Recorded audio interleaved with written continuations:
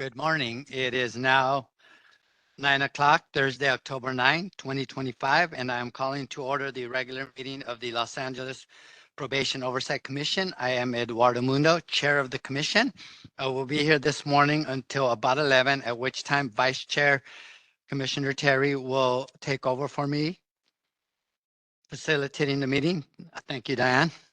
We look forward to hearing from our panelists, commissioners, and the public today on several important topics, including a request for information about the frequency with which youth are being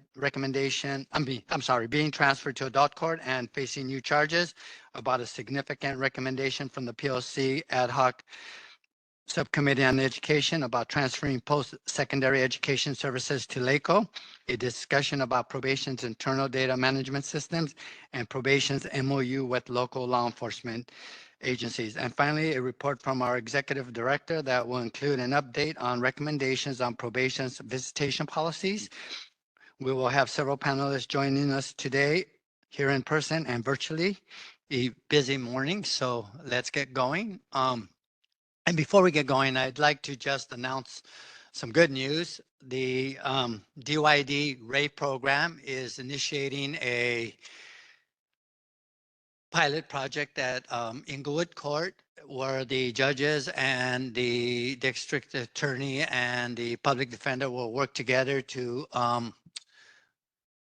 guide kids out of the hall and into services under the Ray program, which would be a great thing for the kids and for the depopulation of the juvenile hall. So I'm very happy to report that today.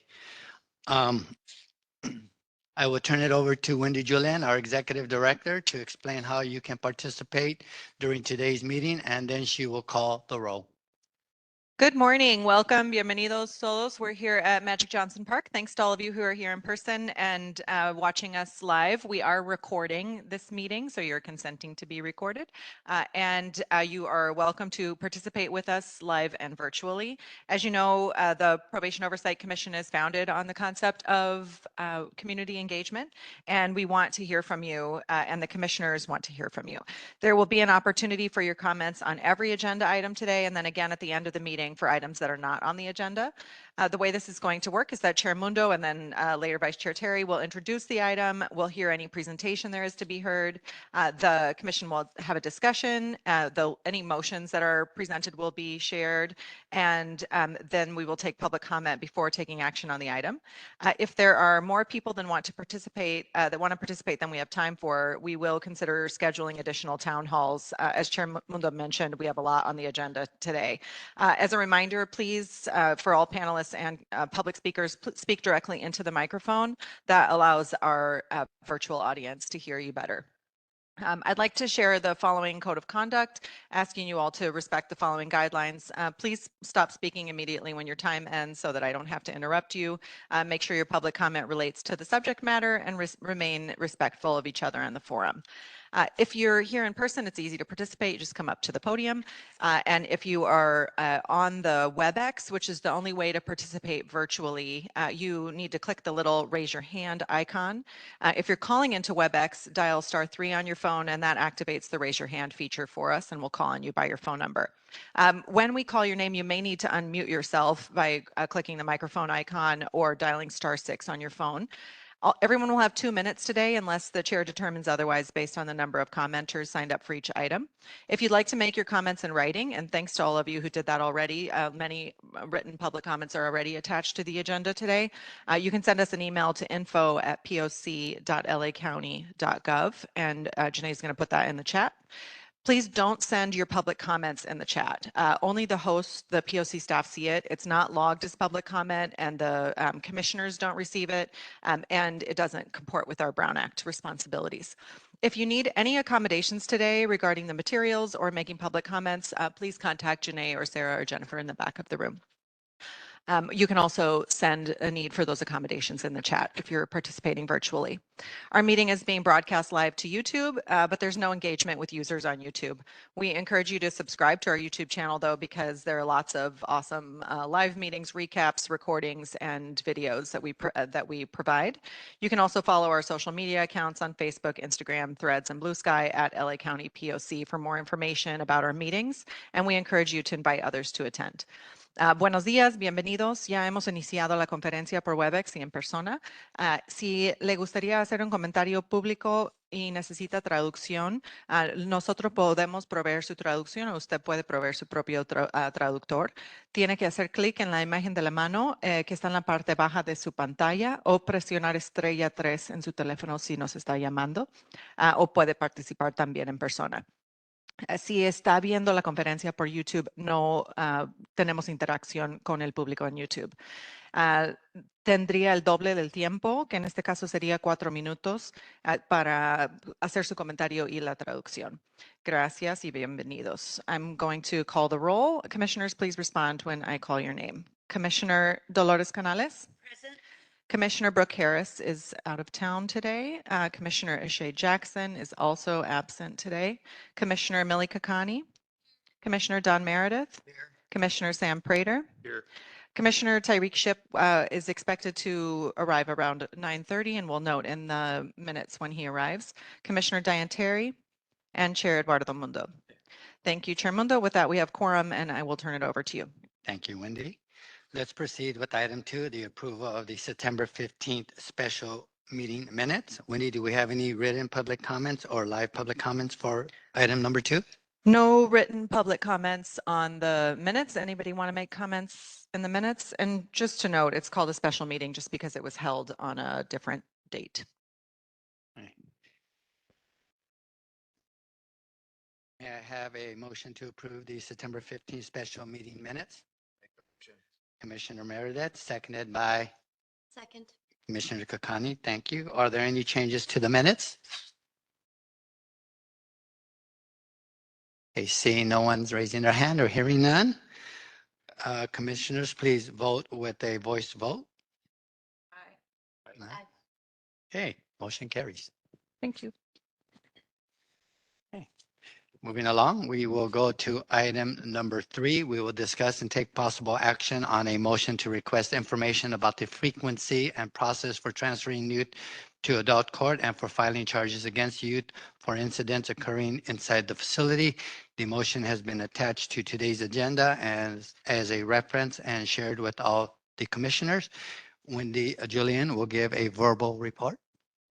Thank you. I am going to give this report because I've had the distinct opportunity to speak in particular over the last month or so with a number of parents and then over the last few years with young people in the facilities and also with many of their advocates, attorneys, credible messengers, and otherwise about an issue that the Probation Oversight Commission has discussed on multiple occasions about the process by which young people move through the juvenile justice system. So this is simply a request for information that actually is some information that has been previously provided by the probation department and other information that we've discussed but never actually seen numbers for. There are actually 2 separate issues that are addressed by this request for information, but they do have an overlap. One of them is the transfers to adult court. So this is not a new issue by any means. In fact, the law has changed over the last few years significantly, in my opinion, improving the limitations on when young people can be transferred to adult court. The way this works is that if you're arrested for a crime that you are alleged to have committed before you were 18, you are charged in the juvenile system. There no longer is the opportunity for what used to be called direct file. So young people go first into the juvenile system if they are charged with committing a crime when they were under the age of 18. But there still is the opportunity for the district attorney to request a transfer to adult court. And that process requires probation's involvement with the creation of a transfer report. So the request for information is about the frequency with which probation is being asked to provide these reports, what those recommendations look like, and also what the quality control is over those reports, and how often the court concurs with the recommendation that comes out of probation's report. So what I have heard from my meetings with parents, and I would actually encourage the commissioners to share, because I know many of you have also talked to lots of parents and young people about this issue, is that there are often young people who languish for years in Los Padrinos Juvenile Hall awaiting this transfer process to be completed. And that is, to be frank, sometimes beneficial to the young person, because better to languish and then end up not being transferred to adult court. But the languishing is difficult. It's difficult for everyone, including the probation department, but in particular difficult for young people who stay. And I mean, I have talked to folks in the last couple of months who've been in that facility for 3 years, 4 years. You'll see that on our data snapshot. This is at the juvenile hall, which is intended as a transitional facility. So it just brings up a lot of complicated issues that I think, pursuant to the way that the commission has decided to go about this, that the best first step is to ask what the numbers look like. So that's what this motion is about, is just requesting for a report on those numbers. The second issue is one that the commission has taken up multiple times, and that's about new charges. That is a much more specific question about young people who are in the facility, in particular Los Padrinos, but actually all of the facilities, especially now that there are predisposition youth at Barry J. Nydorf and will eventually be predisposition youth at Campus Kilpatrick, who, while they're in custody, in our custody, are involved in some kind of an incident that results in new charges for that incident being brought against them. And this, again, is just a request for information similar to what was requested. I don't know how long ago was that, a year and a half ago, 2 years ago, maybe, for an update on the process by which that's happening. There is one thing I have heard recently that is a fairly new concern, although it is something that I have heard discussed by probation staff directly with me in the past, which is the frequency at which these charges happen very quickly after a young person turns 18, so that the charges then kick the young person's case into adult court. So this is, that's the purpose for the request for information. And I'm very thankful to the parents and the young people and the advocates who have shared their concerns with the Probation Oversight Commission. I will tell you, they do so tentatively because of their fear about how sharing their concerns could impact their individual cases. And that's why there isn't a lot of very specific detail that I'm sharing today, because I don't want to have a negative impact on any of the young people's cases. But there are parents who have shared with me extremely emotional stories and concerns, in particular about their young people being moved to Men's Central Jail, and how scary that is for an 18-year-old to be in that environment. You know, Men's Central Jail is not in our purview, but I know all of you who are listening often are paying close attention to adult issues as well. And certainly the policies, practices, and safety issues at the men's jail facilities are, I mean, our problems pale in comparison, to be frank. So that's the purpose for this request for information, and I really appreciate the opportunity to talk about it. And again, thank you to those who shared their personal stories to help inform this request. Thank you, Wendy. Just for complete transparency, I actually do sit in and as an expert in the motion for transfer hearings, and have had the opportunity to read reports, and have found that the reports I read do not meet the criteria as described in the 707B and the Welfare Institution Code. I also had I don't know if it's a privilege, but my first report as a probation officer in the field was a fitness report. And I completed that report without any training, not realizing how significant that report was. Later in my career, I was completing the same reports after Prop 22, I believe, where the DA got direct filing. And in, I want to say 2016, when Prop 57 passed, I encouraged the department then to start a new training program because it's a significant change from the old format. And if you really look at the motion for transfer reports and the requirements that and the things that a judge can look at, it's really difficult for the court to find a youth unfit for juvenile.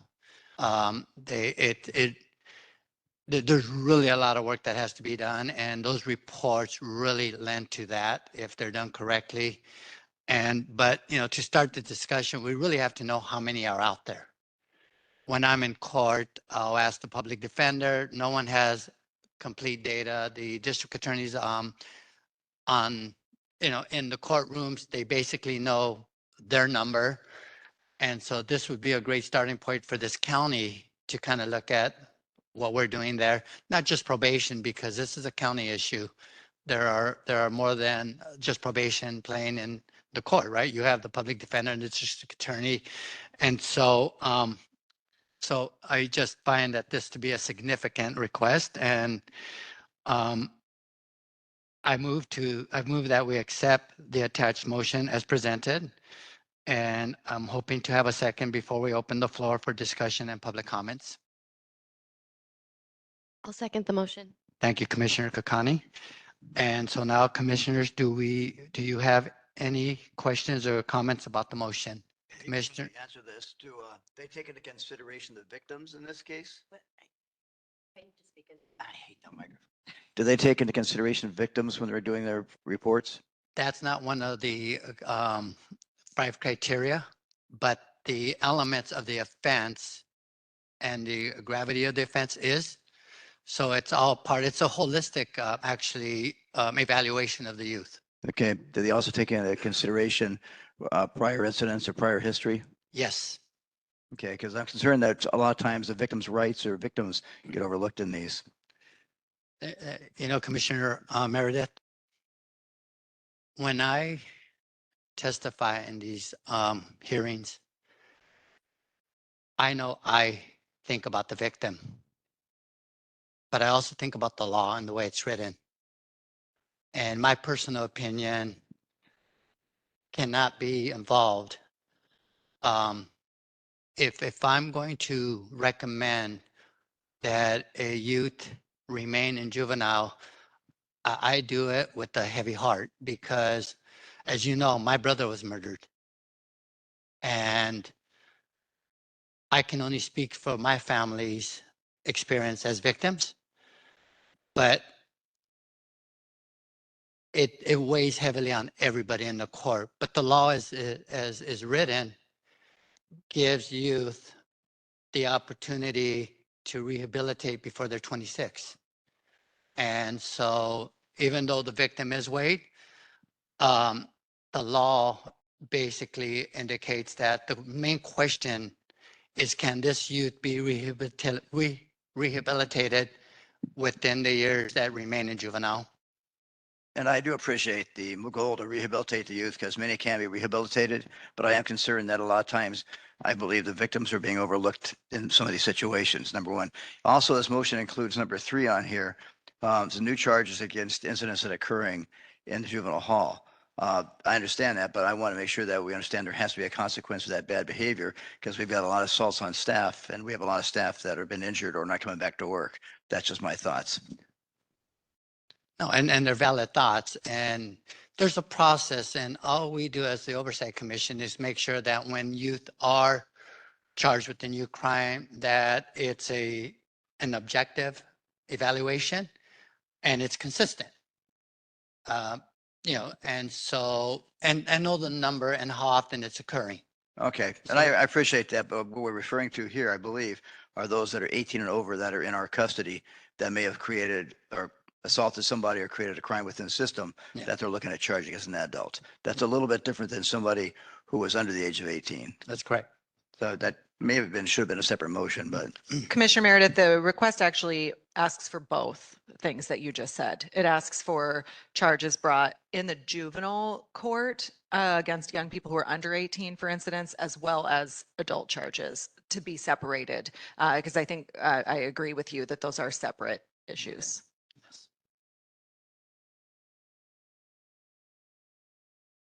Commissioner Terry? I just had a quick question for number 2, provide the frequency by which the court approves those transfers. Are we wanting them to provide it monthly? Are we asking for an overall rate? So I think whatever we want, we should just say it specifically so that we get what we want. Well, I think first that we should get an idea of how many are out there. And then maybe every 3 months, get an update to see if there have been new ones. And then the concurrency rate to see how many times we have recommended that a youth be transferred to adult and how often that recommendation had been followed. So we would direct them to give us the frequency that it's occurred in 2024 and 2025, and then every 3 months when kind of the approval rate within a 3-month period? I don't think that would be that burdensome for the department. I mean, from what I'm understanding, there aren't that many. And the other thing I understand is that District Attorney Hockman kept the panel that District Attorney Gascon had developed. So you have a step between just the direct, just the idea that you're going to file the motion.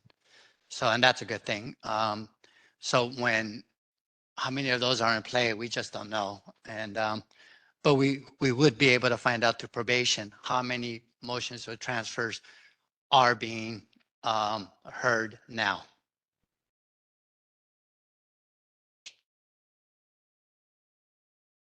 oh, good. No, Commissioner Prater's got the brain going. Trying to refrain from processing out loud, trying to like do it in my head first. So as it stands today, we don't have data about, Okay. and so right now, the impetus for this has just been conversations with parents and attorneys and youth about the prevalence of this happening, right? So we don't have any data. And so like even like in the collection of that data, like what do we know? Like based upon conversations with the youth and the parents and attorneys, have we gathered a number? Have we gathered some idea of how frequent this is happening based on those conversations? And what I'm trying to get to is like, this isn't like a, you know, had a few conversations that led to this, and so what I'm suspecting a larger issue, but has it reached a number of like a critical mass? Like, wow, this is happening. We've talked to now 12 or 15 folks who have said that this is an issue. It's like I want to understand better We what have brought no, us here. we have no idea how many motion transfers are out there right now. I was at Silmar the other day visiting the pre-dispo, and I was told there that there are 5 there out of these, what do we have, about 30, 35 kids there? Yeah, so it's just a matter of getting a starting base to get an understanding of how often this is occurring in this county. And, you know, we don't oversee the district attorney, obviously, right? But we do oversee the probation department that's responsible for a key report in the process. And just making sure that the policies are up to date and the training is up to date. Even if it's one, you don't want one bad report.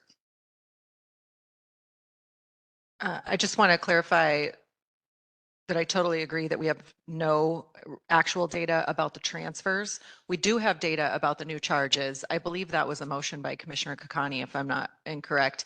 And there was a report provided by probation that showed how many new charges had been brought, what they were brought for, which ones were brought in adult court and juvenile court. But that is only through, I'm looking at my staff, I want to say July of 2024. Does that sound right? It's not current, is my point. So it may be more current than that, but there were some changes in the process that showed a steep decline in the number of charges that were brought against young people, and a new policy that was explained at one of these meetings. So we do have some data on the new charges, just none on the transfers. And I will also answer your question to say, I myself have spoken to 2 parents in the last couple of weeks whose young people are facing transfer motions, who I met in different occasions, and then spoken to a number of young people in the facility who have expressed the reason for their long stay being that. So I don't know whether other commissioners want to share conversations that they've had to give a sense that it's not one. Yeah. I mean, I need some, but just wanted to understand, just based upon the informal data we've been collecting through conversations, like what number did that represent? Just one further question about, I know we don't oversee the district attorney's office, but I mean, do we have a relationship with them that would allow us to sort of ask if, like how many motions have been filed with their office from, is that up? Can we just have it take a more direct route to like this number by asking the DA's office directly? We can. But when you talk about recommendations and things of that nature, the department can provide that.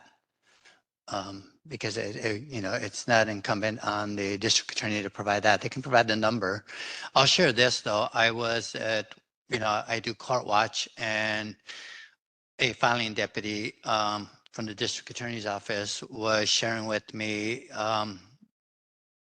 a report, not the report itself, but he was talking about a report that was completed on the motion for transfer by a person who had never done juvenile. And with the probation department so preoccupied with trying to stabilize the juvenile hall, you have reports that are significant for the youth and for anybody involved, right? The victim, that are being completed by people who are not specialists in those reports, nor specialists in juvenile. And so just trying to get an idea of how many are out there and get an idea of, is there a special group that's doing these reports while we're trying to stabilize the juvenile halls, right? So it's you really can't start the discussion and how much effort we want to put into that until we get a real number. And hopefully probation will be able to provide that, and it's good information for them to have. Yeah, I think that just kind of wrapping up my thought on this is that I think that I think a motion to request this information on a regular basis, I think is pretty prudent, right? Given what we are understanding about the situation. But I think that in the interim, I think that, we should use all the resources that we have, at our disposal. If that means just being able to pick up the phone. I know that in my interactions with the district attorney's office, they've been very collaborative and just asking what that number is so that we can kind of understand, at least from their perspective, what this number is, while we kind of, Yes. Get some policy and procedure changes within the Department of Probation to give us this. No, it makes a lot of sense. And it's good cross-referencing, right? Yeah. Wendy, do we have any other comments? Commissioner Kapani? I was just looking at number 3 again, and I remember having made essentially this motion, I think, not that long ago, or I guess now that long ago, maybe it was like a year and a half ago, asking for this information. I remember meeting with, I believe it was Miss Cotton, to understand the new policy. And I think part of this is that there is constantly changing leadership. And so I think it'll be really helpful to understand what is the policy and procedure? Is the one that we heard about from Miss Cotton over a year ago still one that the department is following? Does everyone in kind of like LP or whatever kind of facility management aware of this policy that I believe she was implementing in terms of like reviewing the video, reviewing the case notes? I mean, there was a whole process that she shared with us, if I'm remembering correctly. And that's when they were writing their policy. So we never even saw the final product. Never saw the final policy. So all that to say, I think this is a really valuable motion to bring it back. And yes, we only have anecdotal data, but it would be nice to have some concrete kind of consistent regular data. So I appreciate this motion, obviously. seconded for that reason. And thank you for putting it together. Hey, Commissionership, welcome. If there are no further questions, Wendy, do we have any written or live public comments? We have received some written public comment. It was shared with the commissioners and it's attached to the agenda. And I would be happy to hear live public comment. We have some folks in the room who will give live public comment, and then we'll go to online. Click the little raise your hand button or dial *3 on your phone to get in line. I think we have our clock working in the room, so we can begin with public comment. Good morning, Kevin.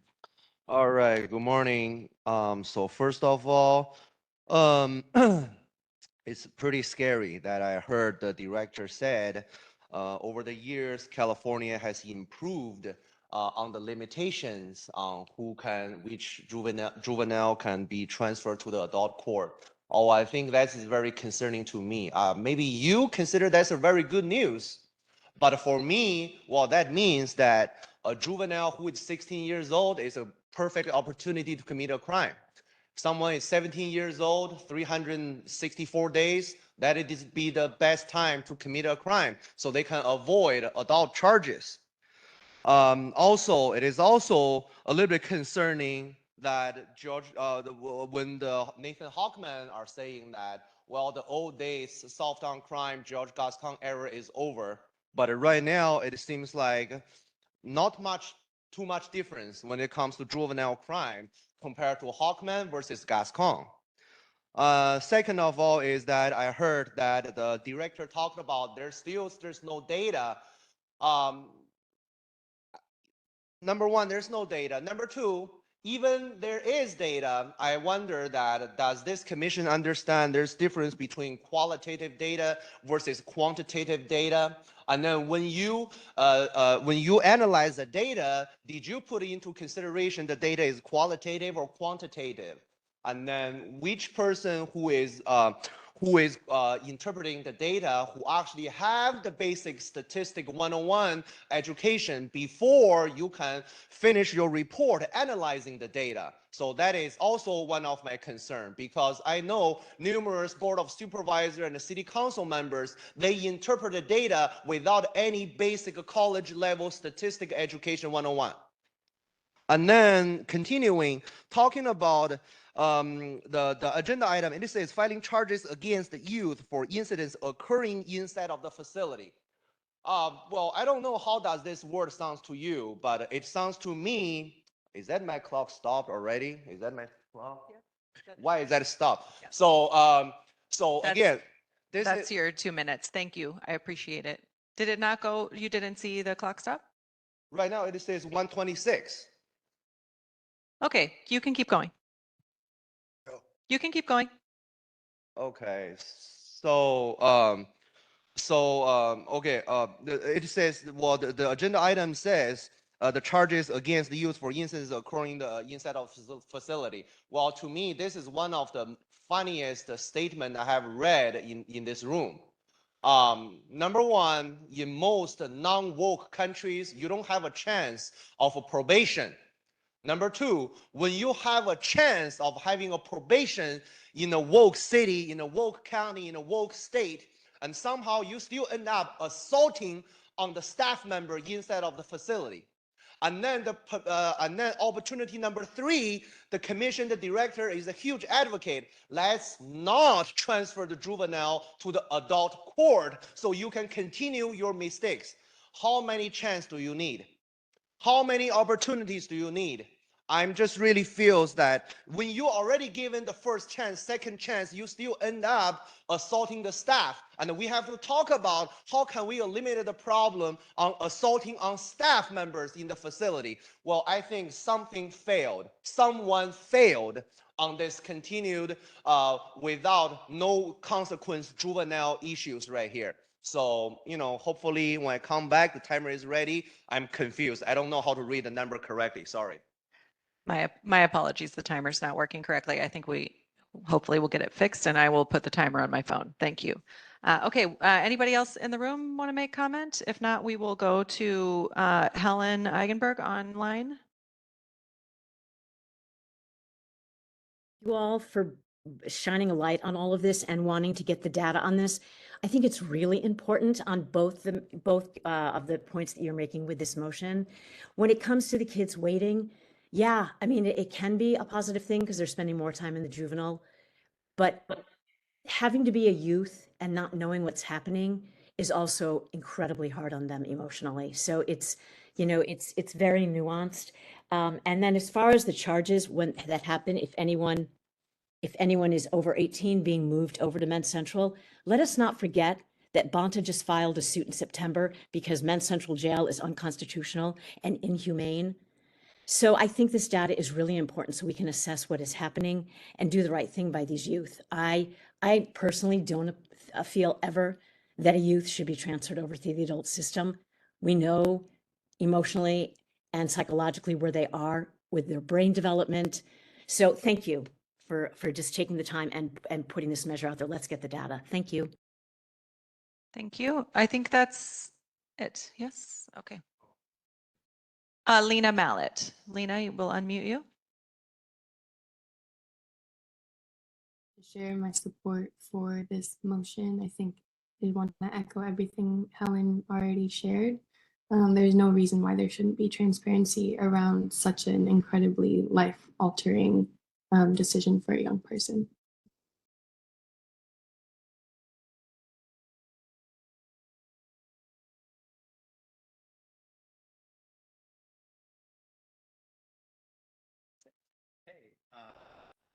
Commissioners, any final questions or comments? Okay, Wendy. Okay, so I realized Commissioner Terry asked to add a time frame on here that was not formally accepted as a amendment. I'm looking over at County Council to see whether we need to. It certainly, but do we need to recall for public comment? And I think we do. Okay, so my apologies about that. I think I wrote down the friendly amendment as agreeing with the motion as presented about how many are currently in the pipeline for 2024 and 25, and then every 3 months going forward, a report on the number and concurrence rate.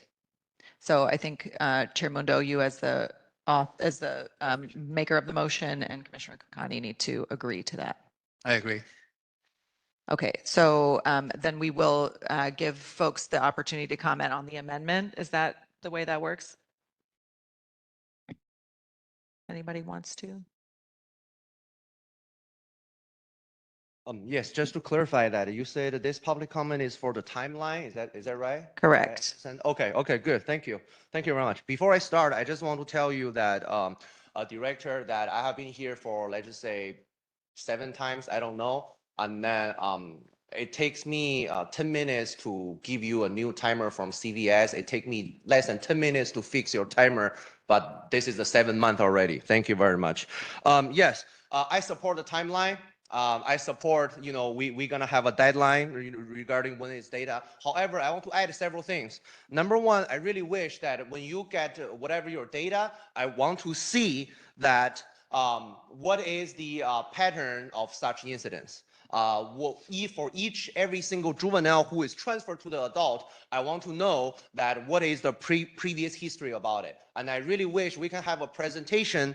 About about all of those important incidents occurred. And then after the data, I want to make sure we have a presentation that what is your plan to eliminate all those issues from reoccurring all over again. Because you can continue to talk about your data, you can continue to talk about your numbers, but without a solution to address your data, I mean, you're just going to have data every year for the rest of your life without any improvement conditions right there. So I really wish that if someone who's transferred from juvenile to the adult court, I really want to have a comprehensive understanding of who, why, and where, what happened, and then maybe let's have several staff member to the commission that talk about their perspective. How did they get assaulted by the employee? How can they better protect themselves, preventing from getting assaulted by the juvenile again in the facility? Thank you. And we have one more online. Tauhida?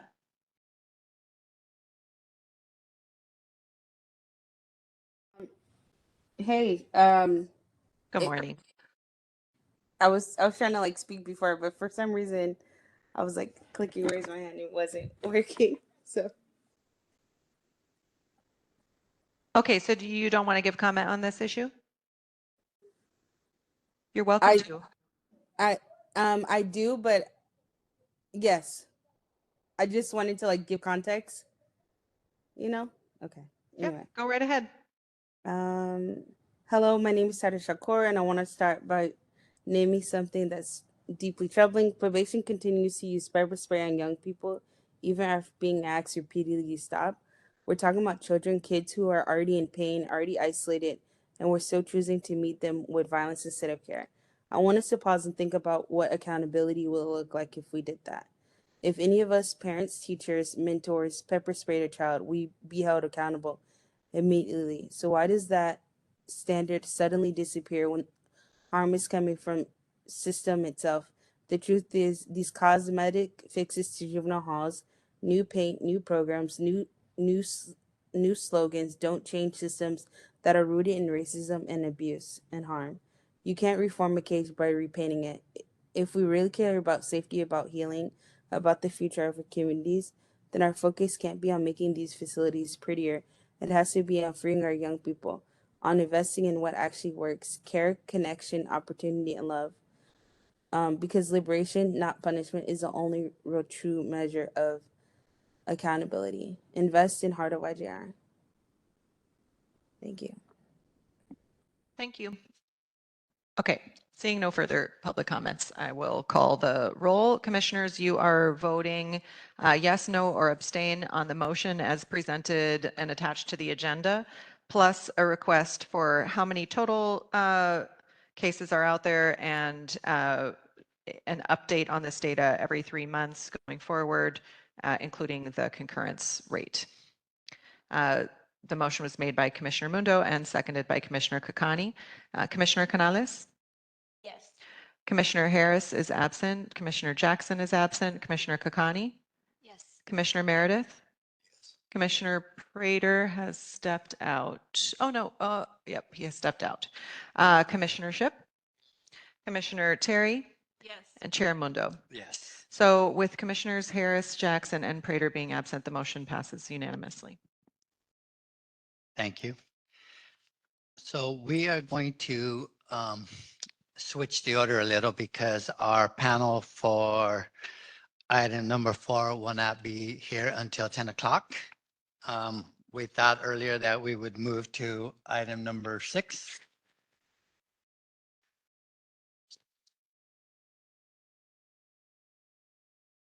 During which we will discuss and take possible action on a presentation on the Probation Department's Memorandum of Understanding MOUs with law enforcement agencies.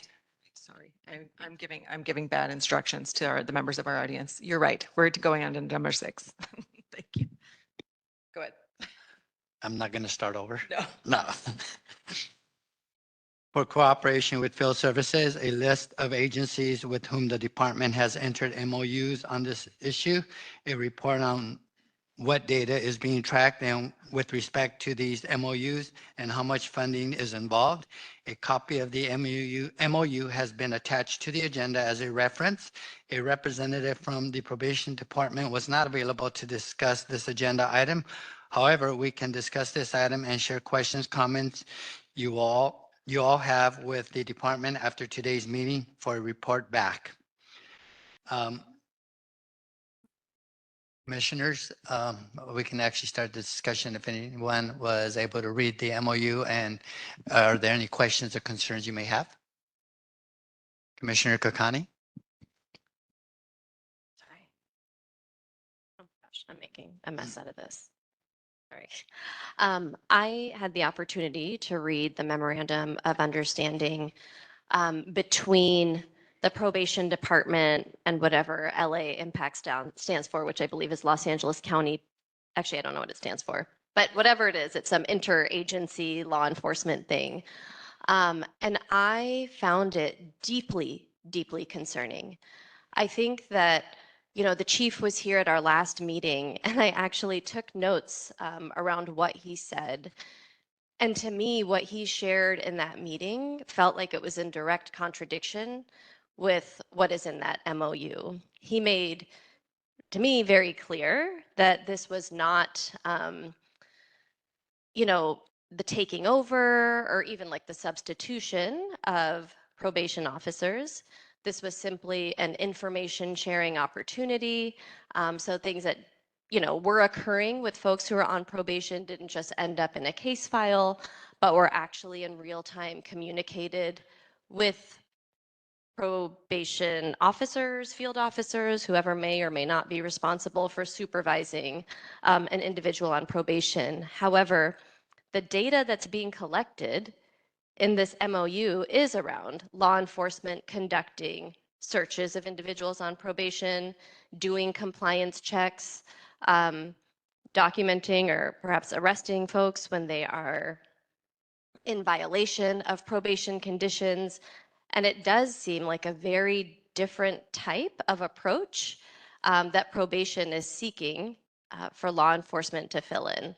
And I find it deeply problematic, especially after we heard the chief talk about many meetings ago about the intention of probation, the mission of probation, which is to meet people when they are at, you know, potentially their most vulnerable, worst moment, and provide them a pathway to, you know, turn things around, shift the way they're able to like exist in society. And like everything about this memorandum of understanding feels like it's just regular old law and order and nothing connected to supporting people in their most vulnerable moment. So I find it really disturbing. And I had asked our director to reach out to probation, since there isn't a representative, to see if probation even consulted with JCOD, the Justice, Care, and Opportunities Department.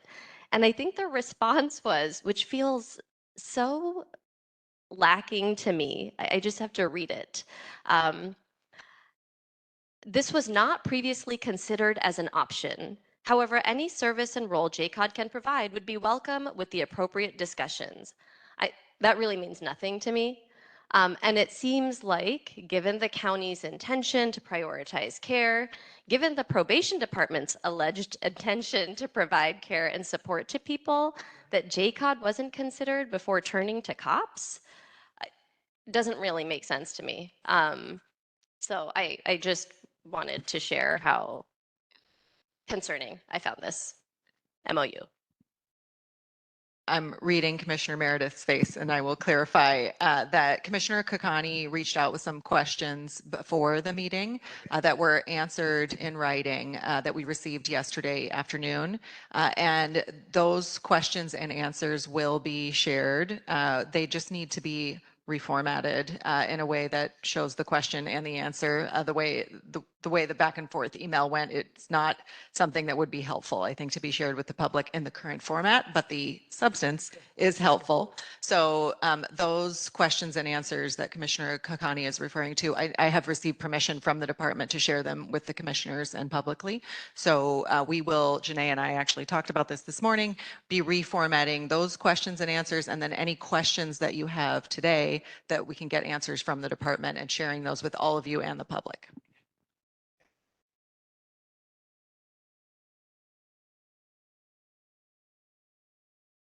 Yeah, on that piece about JCOD, I want to say it was around 2 months ago when they first spoke about including other law enforcement agencies. I can't remember exactly who it was from the department, but I remember asking them would social services be involved in this, because a big piece of being a probation officer is not only just doing the supervision piece, but also connecting them to services, making sure they're doing education, et cetera.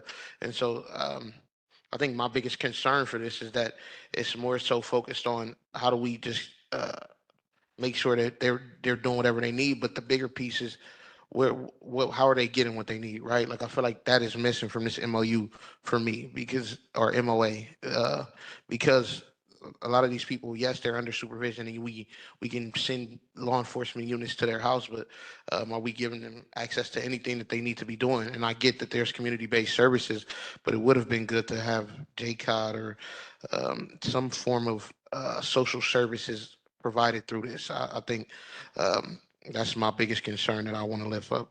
That is just like in that half of it. Thank you, Commissioner Ship. Commissioner Meredith?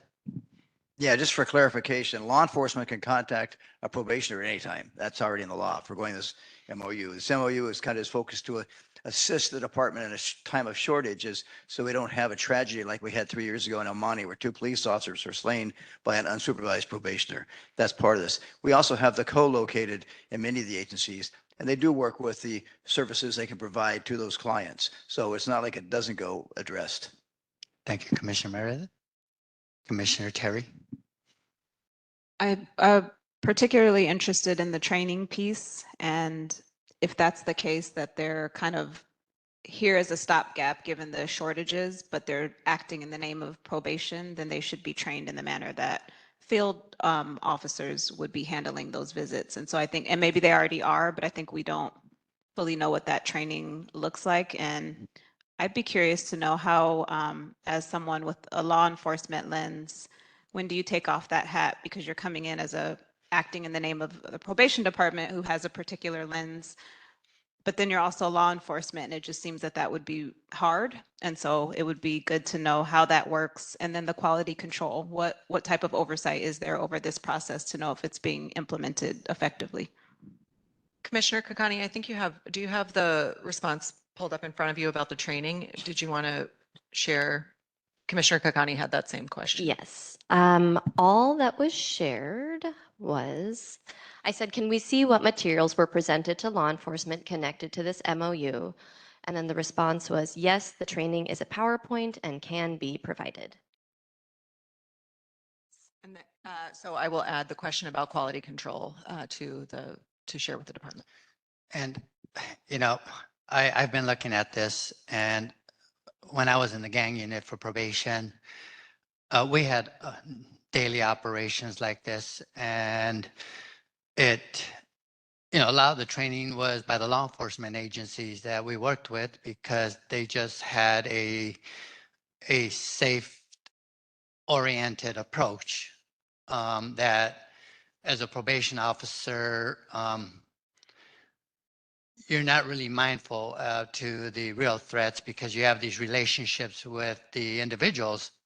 So, and it usually was specialized units that you were working with. It wasn't your beat officer that you were working with, and most of them were seasoned, and most of them understood our capacity, and we understood their capacity. So I think as this reveals itself, my interest really is in whether or not their agencies are actually going to be able to support, because most agencies are working with fewer staff than they have space for. So, I really don't know what kind of impact this is going to make out there. So that would be nice to find out when the chief comes back to see how many takers they do really have, not just the MOU. Commissioner Meredith? Yeah, many of the agencies, at least the larger agencies, do have what I'll call a compliance team, and they do work with various resources to try and assist probation or assist the clients they come across out there with employment or training or whatever else. Okay. If there are no other comments or concerns, Wendy, do we have any written or live public comments? Yes, we have received written public comments that are attached to the agenda, and I would invite anyone in the room and online on WebEx to use the raise your hand function to make public comments virtually. And if you're on the phone, dial *3, and we will begin with comments in person. All right, good morning. Thank you very much, Director. So just like what Commissioner Kakani said, she's very concerned about this item. I think I'm pretty happy with this item. So the reason why we have an item number 6 is because you have an item number 4. What is the reason why that we need to cooperate with local law enforcement agencies? Because they are fully armed. Because your staff member continue to get assaulted, like you stated in item number 4. So maybe you don't know too much about me, that I have been a professional criminal juvenile for 18 years in my home country. So maybe just to share a little bit of background with you. So I can tell you from a juvenile background, I can share with you that when I see a probation officer without any firearm, I beat him up. When I see a police officer fully armed, I have to, behave. I have to make sure I leave him alone.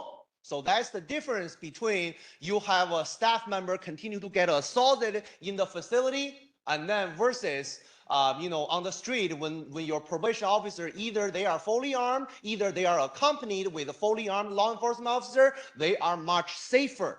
Some of your juvenile kids are 6'5", 6'6", 7 foot. Some of your juvenile kids are, 300, 400 pounds. They are so strong that your typical, regular, ordinary probation officer is not capable to take him down without any weapons. So I do believe that working with local law enforcement agency provide much more safety for your probation department staff. If you do not believe me, director, how about that you volunteer 1 week inside of the juvenile facility without any protection, then you will understand how dangerous that job is. You can try it yourself, and then you understand it's very important to work with local law enforcement. Thank you. Good morning, Thomas. Good morning. That's a lived experience right there, gentlemen and ladies. But I also want to say that we also know this this department don't really follow MOUs very well, as we see with they don't really follow ours. But as far as we don't have an issue with working with other law enforcement, like for safety reasons, for everything. The problem is now the chief wants the law enforcement to do it and send our field officers into the halls. That's what we got an issue with. Our field officers right now are capable of doing it, but they're sitting at home. They're capable of doing it, but they're sitting in the halls. We don't have, like I said, we don't have an issue with working with other law enforcement. There are brothers, our sisters. We work together, but when it comes to them completely erasing us and taking us out of our position, we have an issue with that. Because we don't need to have our field officers sitting at home. We don't need to have them sitting in the halls when they could be doing these compliance checks themselves. As far as JCOT, I'm sorry, but we're not going to have JCOT take our jobs either. Been seeing too many bills that they put out, seen too many experiences with them. No, this is the union. We are probation officers. We can do our job ourselves. We don't need nobody else doing it. Thank you. Thank you.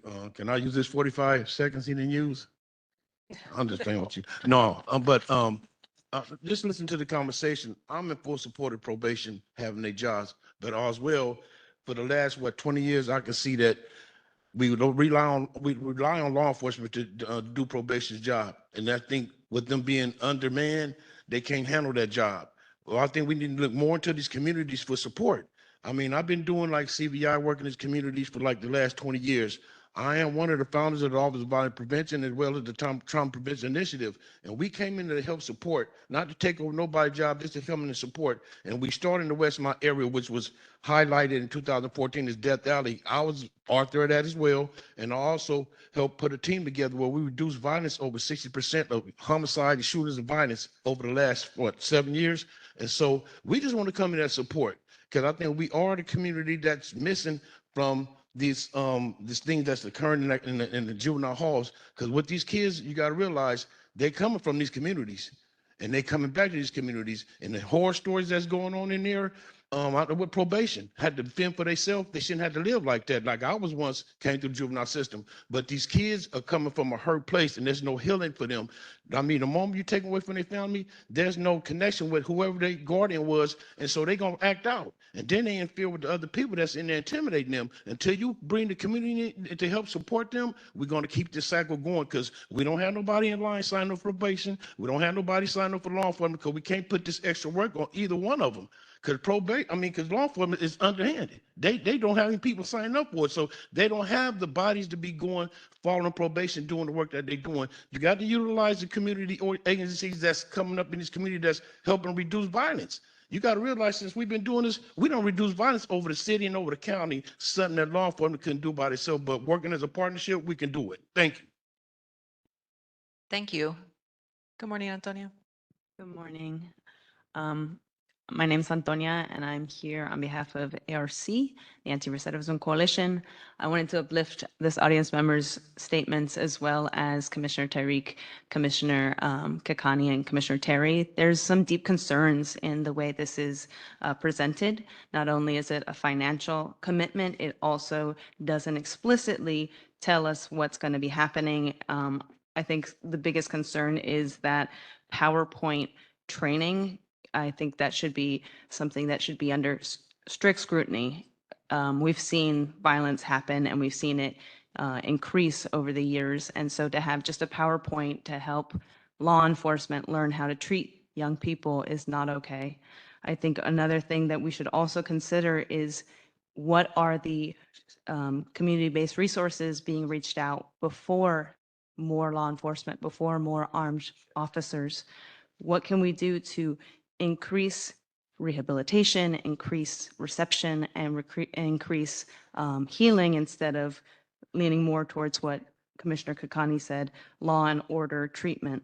I think another thing that should also be engaged with is why are we calling for more policing and not for care?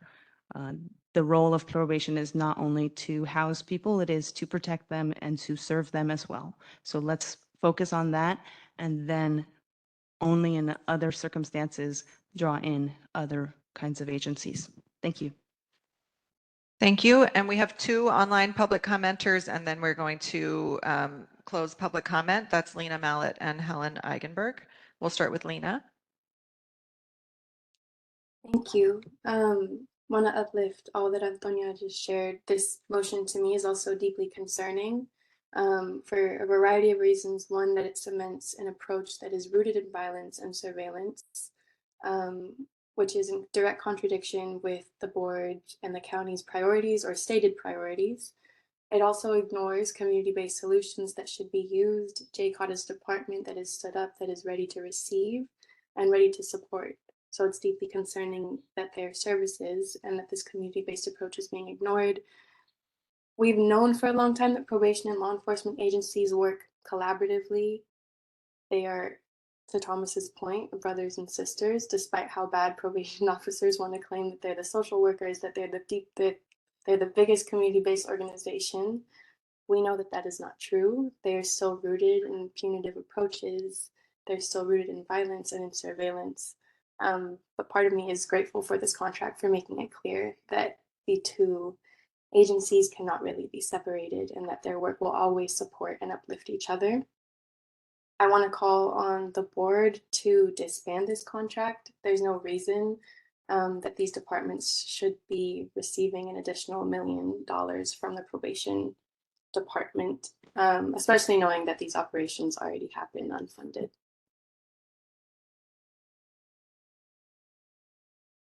Thank you. Helen, you can unmute yourself.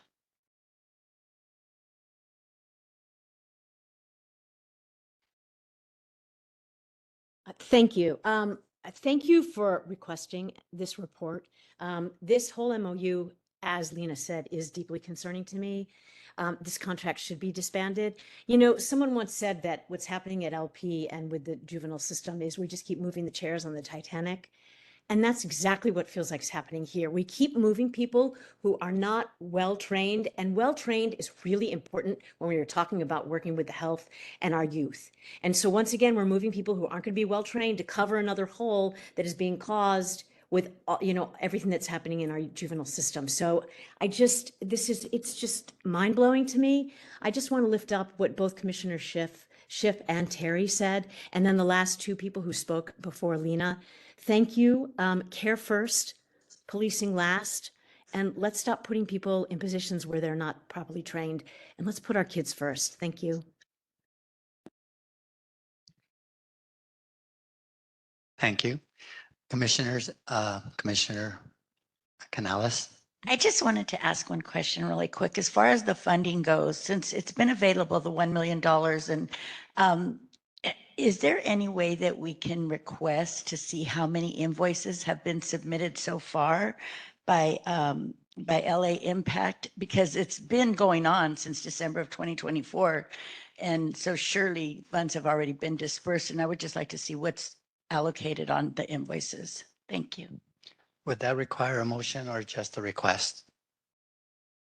We will share all these questions that you've brought up with the department, and I believe they're planning to respond in writing, and then we can share those with all of you and the public. Commissioners, any other questions, concerns? Yeah, also, I think I just wanted to clarify because I feel like also maybe there was a little confusion on what I was saying. I wasn't just saying like that there needed to be this part of this contract needed to have that part, but when you have two field services officers supervising 2,000 people or 500 or 700 people, right? Like that still will lack, right? We can still do the supervision and I would hate for people not to have somebody to reach out to for services, and then someday somebody kicks in their door or somebody is holding them in handcuffs. And so I really want to lift up that piece because still with this MOA, yes, we can have law enforcement help do the supervision piece and watch over people and make sure that they're not committing crimes or whatever the case may be. But I mean, a lot of times people still will go without field services officers and without any services or any of the things that matter as well, along with supervision. And that's really what I was trying to focus on. Thank you. Commissioner Meredith. Yeah, for clarification, I've been kind of monitoring this program since the start. It started in July, and that's where the contract was signed. No billing has gone out yet. And on the PowerPoint, that is only part of the training. There was actually a training process for the law enforcement agencies and in-class session that goes on. Commissioners?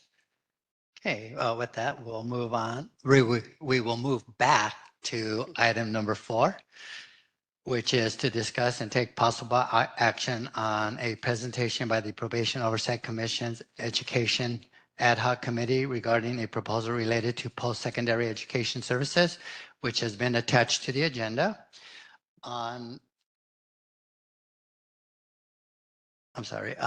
Joining us by virtual means are Dr. Deborah Dorado and Dr. Ruth Perez from LACO may give comments and are available for questions. Dr. Jesus Corral from Probation may give comments and is available for questions. And Dr. Michael Massa from OYCR will give his thoughts about the proposal. I'll start just by briefly giving a little background. We assembled and motioned for this committee because of issues that were occurring with the implementation of Rising Scholars. It led to a bigger evaluation of how youth who have graduated and are still in our facilities are being educated. In an attempt to find answers, we visited with numerous counties and learned about their processes. And we found that they were different and some a little bit more impactful than what we were doing. And one of the things we really found out was that LA County Probation, to our knowledge, is the only county that has an educational unit that is within the department that is running the postgraduate education, and which creates some challenges within the process. For example, if LACO, which is situated at a camp, they're working with Rising Scholars or any other entity that wants to provide educational programming, they're not able to just go one-on-one. There's always this third element, the probation educational unit that is involved, but the administration really isn't on site. So trying to get something seamless, it's challenged. The other thing we learned is that, you know, LACO really, this is what they do, is education. And given the times, you have a lot of youth that are pre-dispo, that are staying for over a year, that are graduating, and then having the need for postgraduate programming. They've already been working with LACO, and it just makes sense that that relationship continues. And the final thing I'm going to say is that, you know, when the realignment occurred, it occurred quickly, 2 years. And counties across the state were scrambling to understand the new environment, understand how to educate youth that are going to be with us for years. And if LACO were to assume responsibility, then they would be able to work with other counties and see what best practices are and speak the same language completely and have the same understanding of the needs of the youth. The counties that we visited with were counties that were smaller, of course, because there's no county like LA County, but demographically, they had a bunch of the same type of kids. Alameda County, for example, San Bernardino County, Riverside County, no, not Ventura County, I'm sorry, not San Bernardino. So after meeting with numerous counties throughout the state and having our ad hoc meetings, Wendy's team put together, led by Danisha Smith, who did a marvelous job, the proposal that is before you. And we're hoping that in the end, we approve a motion that will encourage the board to change who is responsible for postgraduate education in this county. So with that, I would like to open it up to the commissioners for any questions or concerns. Yes, on this post-secondary education, we're talking about the colleges, college training. Over the years, it has been sporadic. I know LA Mission College worked with Silmar and when we had at Camp Horton. We've worked with other LA City colleges, but our facilities are located sometimes out of the jurisdiction of LA City colleges. And I really don't know who's coordinating the program or what the plan is to coordinate it. And being a college professor, I'd like to see that there is a good coordination of all facilities. Because when I go in these colleges or the facilities, it's kind of hit or miss to what college is providing what training and how it's being done. That's just a thought. I didn't know if there was any input from Jesus. Commissioner Meredith, can you guys hear me okay? In response to your question, Probation Education Services has been working with all of the community college partners through the Rising Scholars Initiative since the initiative passed. The RFA first came out in May of 2023. We provided all of the colleges with a letter of support, and the actual Rising Scholars Program itself specifically identifies which college is, for lack of a better term, assigned to which institution. In the past, we worked with East LA College, Mission College, we worked with Trade Tech, for example, and we can work across all of our facilities. With Rising Scholars, we now have a college assigned to each individual facility. And so that's part of the Rising Scholars initiative. And just to respond to one of the comments that Commissioner Mundo made a little while ago, in terms of that this initiative would, the proposal today would streamline the process by which LACO can work with third parties. LACO is welcome to work with whatever educational institutions they like to work with. Here in LA County, the Probation Education Services unit is a unit that's existed for, well, I would say well over 20 years now. It was originally known as Operation Read. We then changed it to Education Services because of the type of services that we offer. This proposal doesn't take into account all of the services that Probation Education Services provides. College is one of them. We also provide support with many of the community nonprofits. We offer youth employment. We offer OSHA. We offer voter registration, just to name a few. And to be quite frank, we were blindsided by this proposal. When we received this proposal, the proposal has many inaccuracies in it. We did not respond to the proposal because we received it last Friday, but there are many inaccuracies in the proposal. And one of the big inaccuracies in it is the fact that probation is made to look as if we shouldn't be supporting education. And hearing kind of the theme with many of the items that are being discussed today, for example, I heard Commissioner Kakani state earlier that probation should be supporting individuals in their most vulnerable moments, that we should be thinking outside the box, that we should be really trying to do more with the types of services that we provide to youth with less of a law enforcement lens. And probation education services is in line with our mission, vision, and core values. And I'll stop there because I'm sure there's going to be many more questions.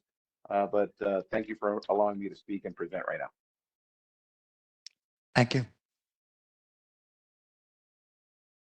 Questions and I just thank you so much for putting this together and also being able to see what other jurisdictions and other counties are doing.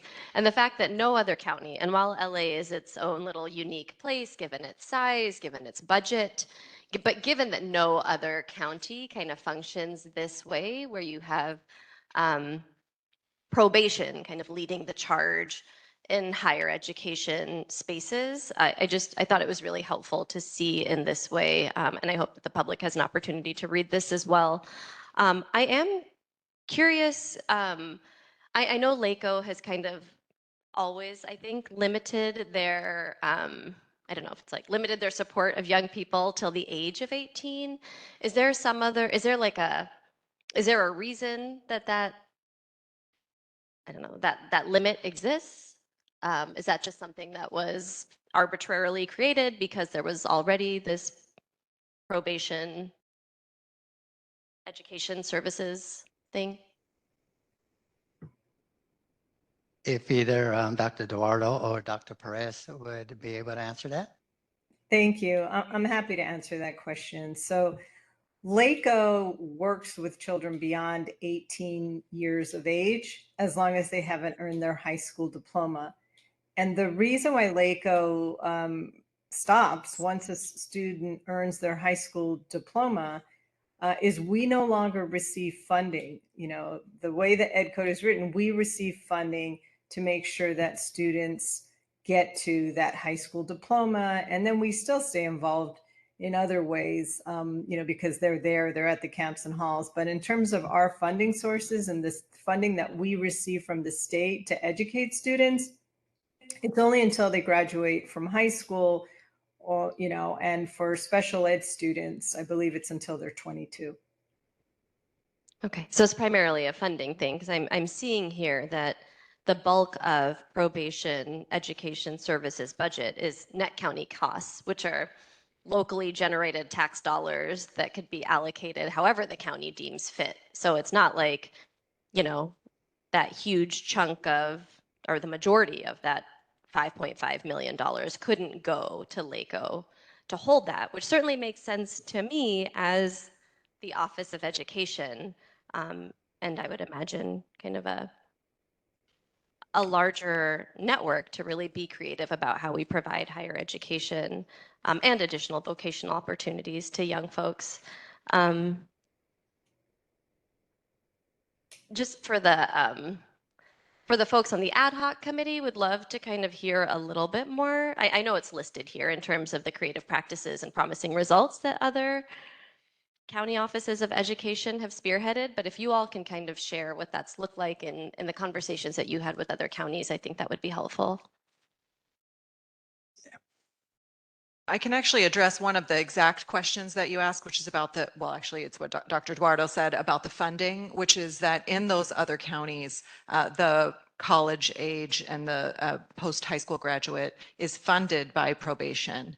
So through pass-through dollars, for lack of a better word, in the way that you described it, that either it's funded through the county allocating that money through probation, or probation choosing to contract with, if that's the right word, and maybe Dr. Eduardo could correct me about whether that's the right word, to fund those services for the young people who are detained.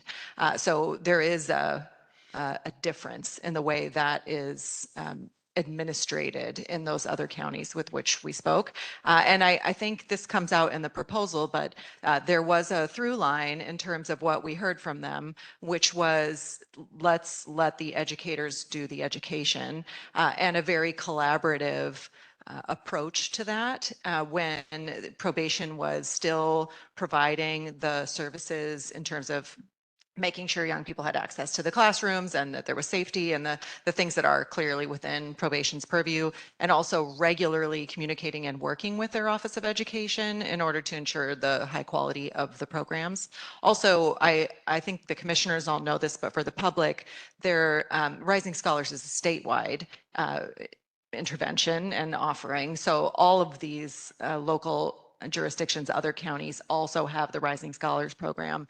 So though, while LA County is very different because of the size and scope, the actual process by which the Rising Scholars is receiving funding, the money that comes now for young people who are in the secure youth treatment facility, who have returned from the state, from the closure of the Department of Juvenile Justice, there's money available there. So counties are leveraging all those resources to address the issue that Dr. Eduardo brought up. And to your other question, other counties have furloughs where youth that are secured youth track can actually go to the college and take a class rather than having it done through the computer. In Alameda County, what I found really interesting is that with their version of LACO working directly with the institution without a third party, it involved the staff that worked there, and to the point where they created a study room for the youth.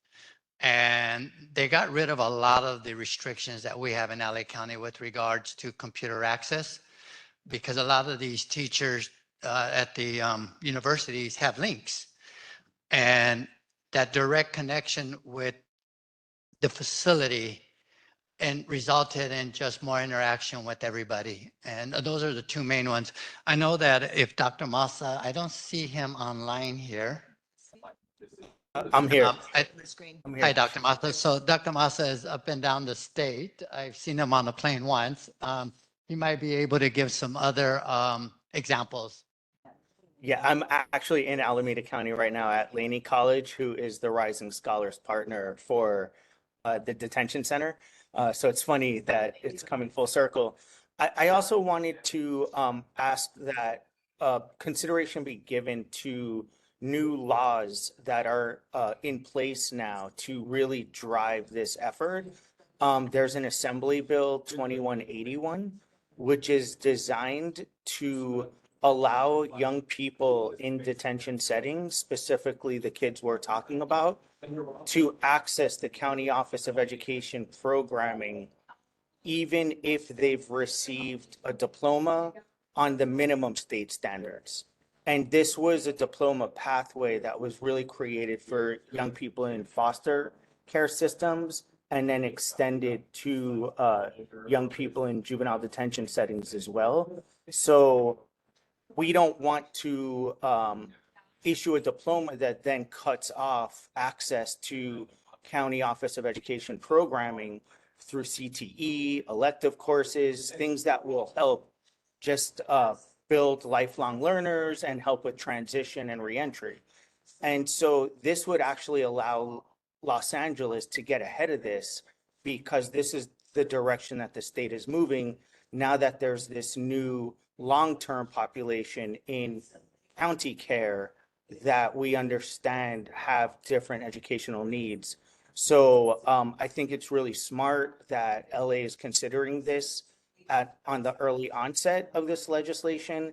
And, it's going to take everyone working together, probation, LACO, these partnerships are still going to be necessary, but it will allow LACO to be the driver of education, which I think we can all agree that a county office is much more suited for those reentry educational services. And again, this would allow it to get in front of that. And Dr. Eduardo, if you can just kind of piggyback on that and maybe share your thoughts and concerns and capacity with regards to making this move. And also, like I said, I just think that you're working with the youth pre-high school graduate, and being able to long-term plan is a benefit in itself. We can't hear you, Dr. Eduardo. I don't know if it's on our end or. Uh-oh. We were hearing you fine previously. Does she shows up as unmuted on our end?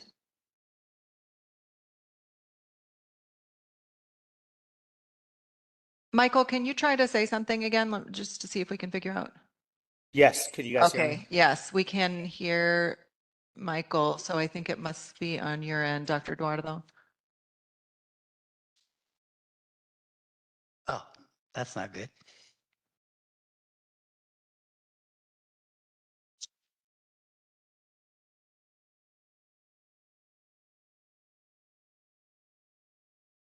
I think if you can log out and log back in, that would be great.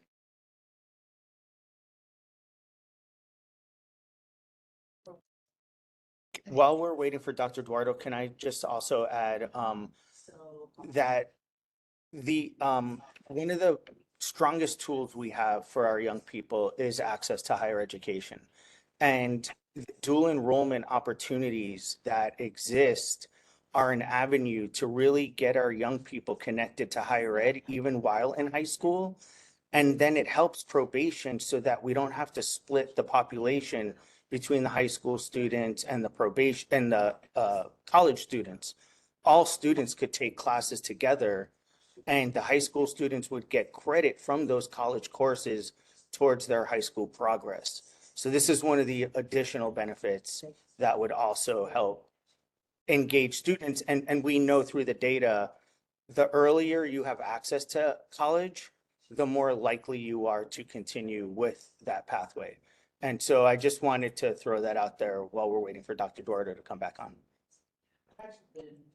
I'm glad you mentioned that because Donisha could have probably done a dissertation on this with all the hours that she's put into doing the background research and supporting the committee here. And that has certainly come through in the information that she has gathered around the link between positive reentry and education and how important it is that our young people are fully equipped with a way to have jobs and make money and support themselves when they come back. I recall hearing from a public defender once many years ago that in thinking about the secure youth track and what the county needed to do to evolve, that everything that we do in secure youth track is prevention. And that's because young people who have stayed in the juvenile system, who will be returning to our communities, certainly by the time they're 26, but many very much earlier than that, that every iota of arts programming and therapy programming, education programming that we provide is preventing them from returning into the adult criminal system. So thank you for sharing that. And just to a comment, and I see Dr. Corral's hand is up. When Dr. Eduardo was talking about the funding and how the funding stops once the diploma is issued, with this new legislation, because the diploma would be held for the student and not issued, the county office would still be able to receive the ADA funding, which would then also help make sure that the resource is there for that continued support. Dr. Corral. Yes, thank you, Commissioner Mundo. Just to address one of the comments that was mentioned a few seconds ago about the dual enrollment, probation is and has always been in support of dual enrollment. Dual enrollment, by definition, means that the young person can take classes while they're going to school, for somebody that hasn't graduated, for example. And this is something that's been rolled out for well over a year now. And I just wanted to point out the fact that its implementation has been very limited in terms of the number of courses that are being offered, how they're being offered. So just for the record, probation is not against dual enrollment. We're not against LACO providing dual enrollment. In fact, I invite individuals to go back to the January 11th, 2024 POC meeting, where that was the last time that we came and discussed this topic. And at that meeting, the topic came up, and it was clear that at the time, LACO clarified the fact that they did not want graduates inside of the classrooms with the youth that were still in class that had not graduated. So we're not against dual enrollment, and probation is not an obstacle against dual enrollment. And now, in terms of the success and the programs that LA is being compared to, LA County, we have 148 graduates as of yesterday in our system. And so I would challenge folks to find another jurisdiction that has half those youth. And with those 148 youth, the amount of the number of youth that we've introduced to college, the number of youth that have earned an associate's degree, you'd be hard pressed to find any other jurisdiction that has had the success that we've had here in LA County. And it was just unfortunate because in the report, one of the items that's mentioned is that the department never produced data or shared data for this report. We were never asked to share data for this report. Our last presentation at the POC was at that January 11th, 2024 session. And during that session, at the end of the session, Commissioner Kakani indicated that asked us to collect data and that we would be invited back to the POC to share our data. That invitation never came. There was no data request. So I think that the fact that this report is written and implies that data was never shared is inaccurate, because there was never a true data request, and we were never invited back to share the data that we have. And we have data on all the work that probation's doing and that probation education services is providing, the services that we're providing to the young people in our care. Thank you for clarifying, Dr. Corral. Dr. Guardo, I see you're back. Still not working. Should call him.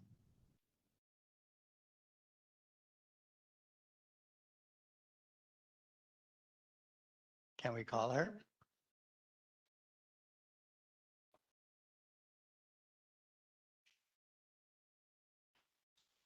What number? There's a way for the system. There's a way for the system to dial her.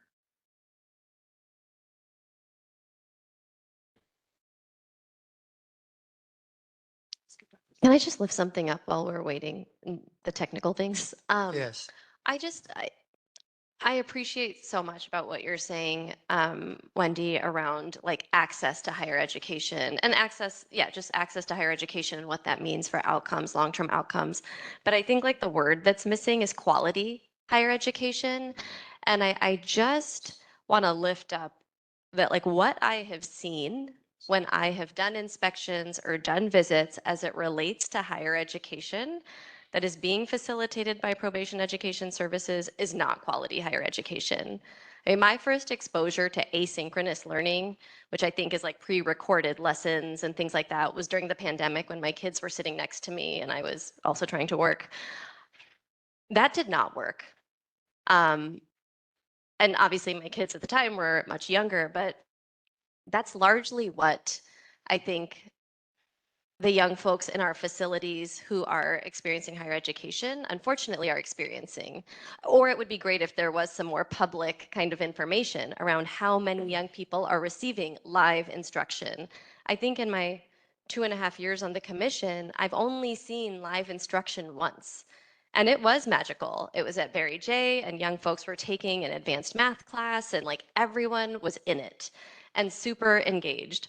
And then I go to Dorothy Kirby and I see two young women engaging in whatever that was called higher education. I can't imagine how that inspires anyone. And I don't understand how that like would inspire me to then leave these facilities and continue to pursue my education, because that's not meaningful. It's not quality. So I just think that that piece is also really important. And I just wanted to lift that up while we're waiting. So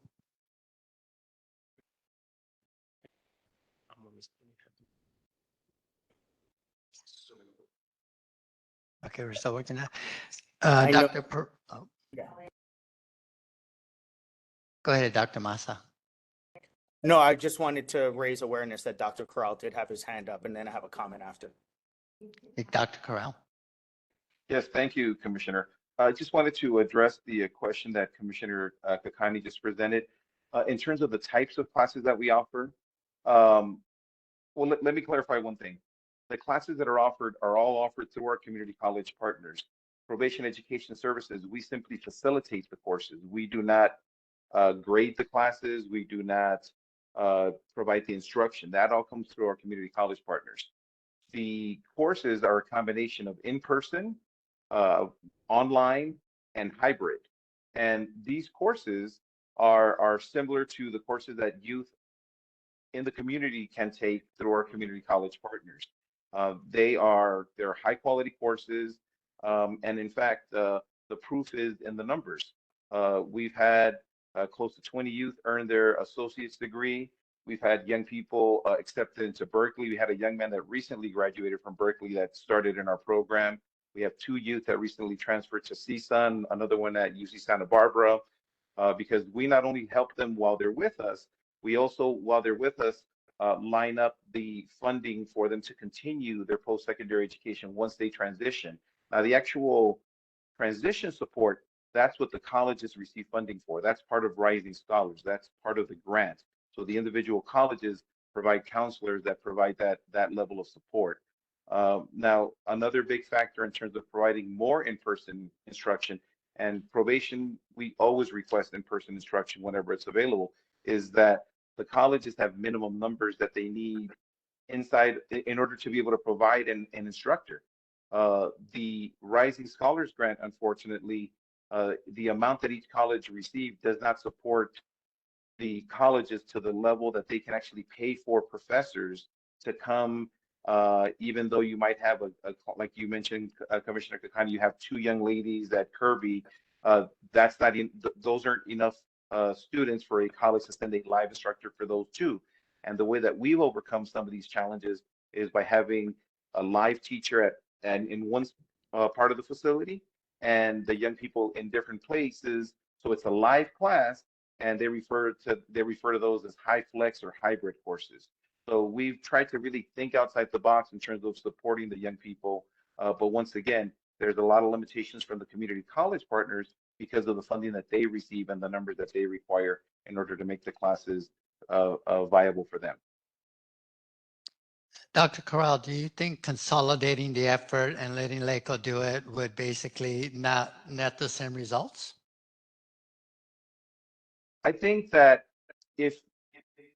let's go back to when this effort first really picked up steam. There was a Senate Bill 716, that was sponsored by then Senator Holly Mitchell. And under SB 716, I believe that Senator Mitchell knew why she wrote the bill the way that it was written. It clearly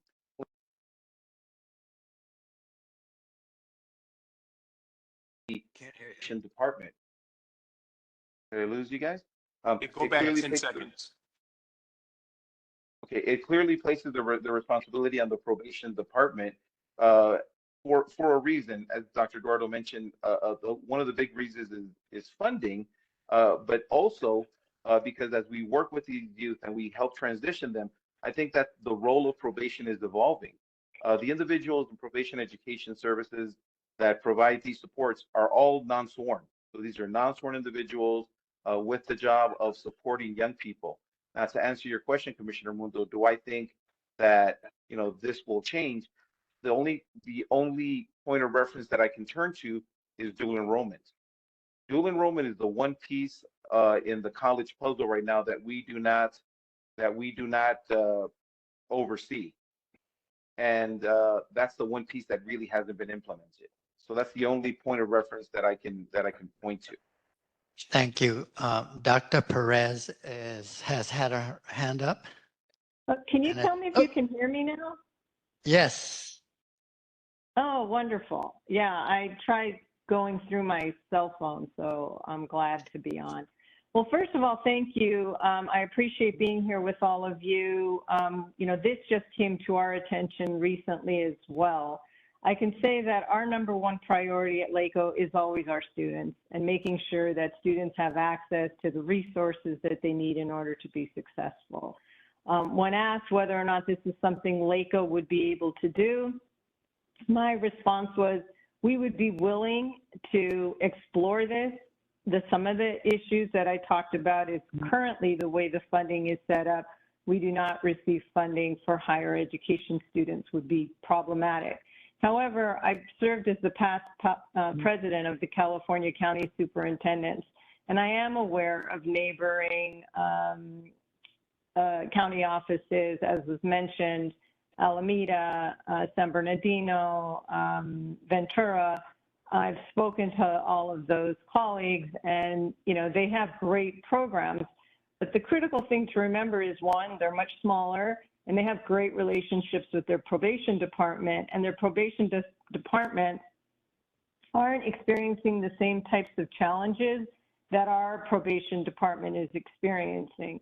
When you talk about, 67% of probation employees calling out or not showing up, these are things that whether we're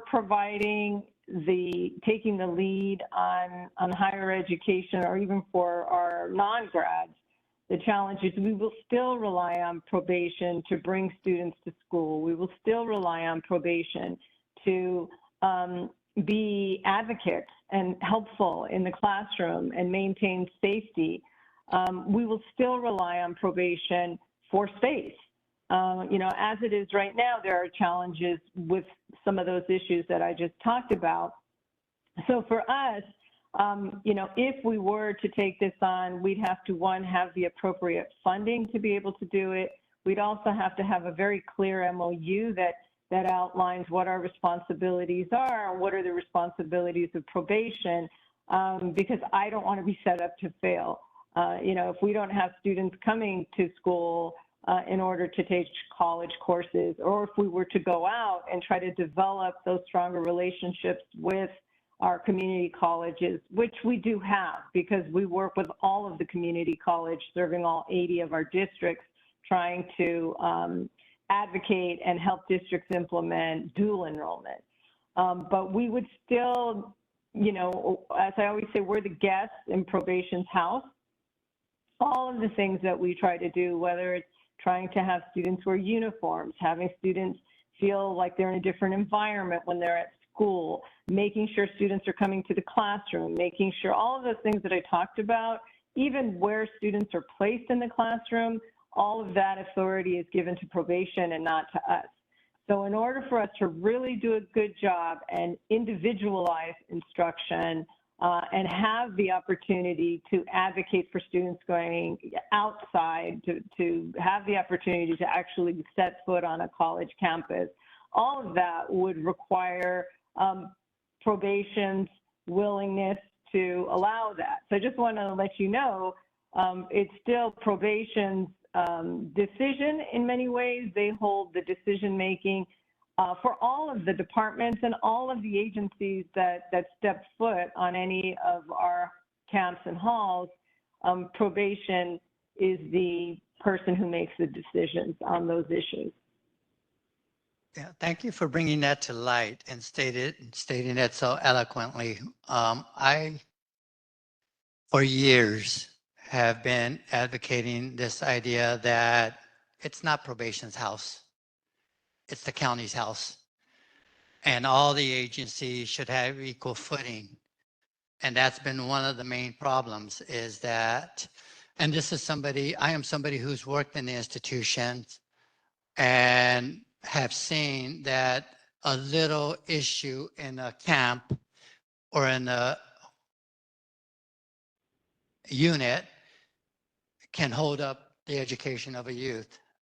And so it's one of the things as a commission that, and as an oversight body, is being mindful of that and going in and making sure that not only LACO, but the Department of Mental Health and everybody who's in there has equal footing so they can do their jobs and not be so reliant on the scheduling and the limitations of probation, even with this crisis, because from 8 to 3, everybody's priority in that facility should be the students learning.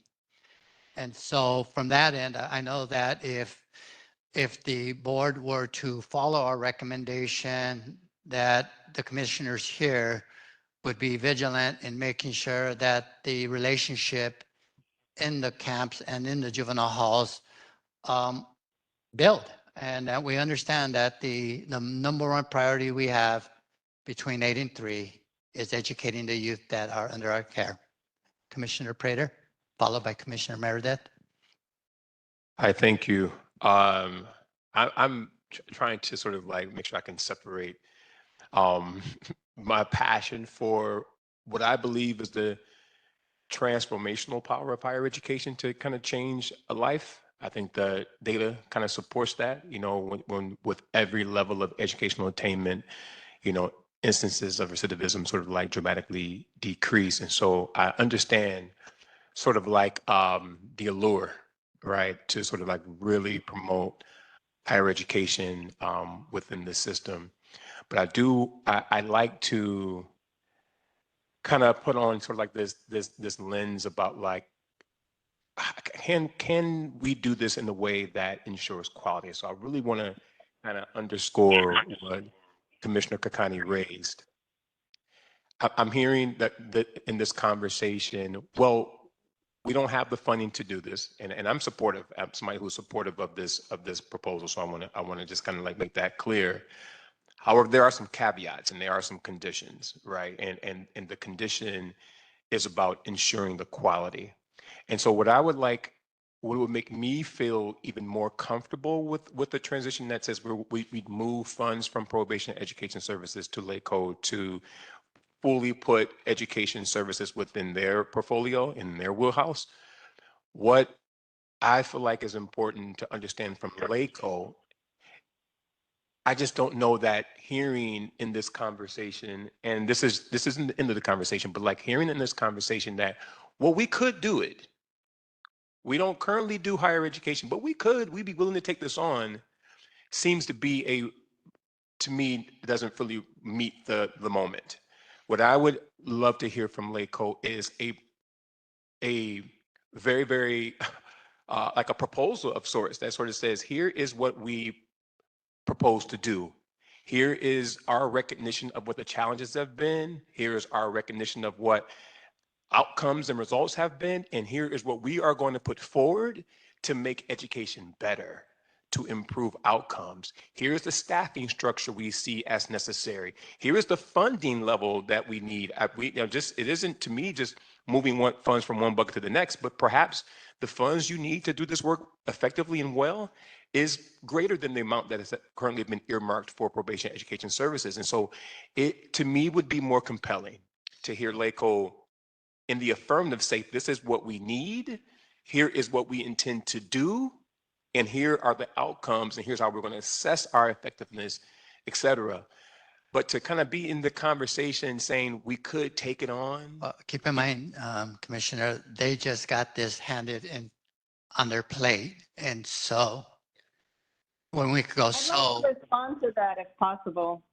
Yeah, and let me just kind of finish the thought, and then, you know, and I understand that because that was kind of what we understood, you know, from all the work that Wendy, Donisha, and the team have done, is that still is my position, and I raised that before we got to this session, that like it isn't enough for me. Like I'm supportive, and I think that LACO has so much infrastructure already in place from what they're doing in the K-12 space, that higher education, you know, theoretically could be an easy extension of their work, right?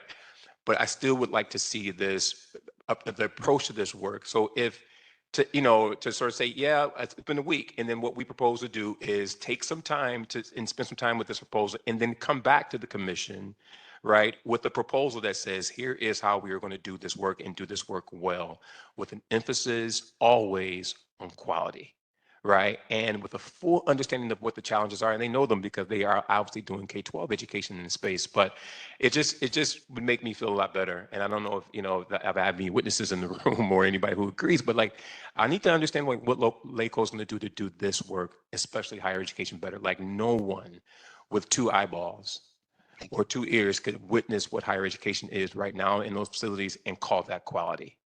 And I think it cheapens the power of higher education if we are going to pass what we are currently doing off. And I know that, and I'm with Dr. Corral, is not 100% the fault of probation. Our community college partners need to be taken to task for that monstrosity that they are calling higher education. We all can do better, and our students deserve better. LA County deserves better than what we are currently offering. And so LACO, I believe that they are up for the challenge, but they need to sort of like express and demonstrate through some kind of proposal what they intend to do in the affirmative, not just say we have the willingness to sort of take it on. Thank you. Dr. Gallardo? Yeah, I want to be very clear. You know, my number one priority is what is best for the students that we're serving. I also believe that higher education is transformational, and that's going to be the pathway out for a lot of the students that we're serving. When I say we don't get the funding, I'm not saying, oh, we don't care if we had funding, maybe we could do it. I believe we could do it. We are already doing dual education across the county with 80 school districts, ensuring that high school students in traditional schools and some of our alternative education schools have the opportunity to have a college experience. What I'm saying is I just got this information a couple of days ago. I want to make sure that we can take a deeper look at our capacity, look at what it would take, look at the funding that would be necessary. Yet I still have some concerns because, as I mentioned earlier, there are currently issues that we are trying to work through with probation that we have not been able to resolve. I'll give you one example. We have ridiculously high rates of suspensions. We need to reduce suspensions. Students need to be in school. We want to create opportunity rooms where students can have a break if something triggers them, if they misbehave, rather than having them suspended from school. But we need rooms, we need space. And it's been challenging to get probation to come to the table and even sit down and meet with us to give us these spaces that we're requesting.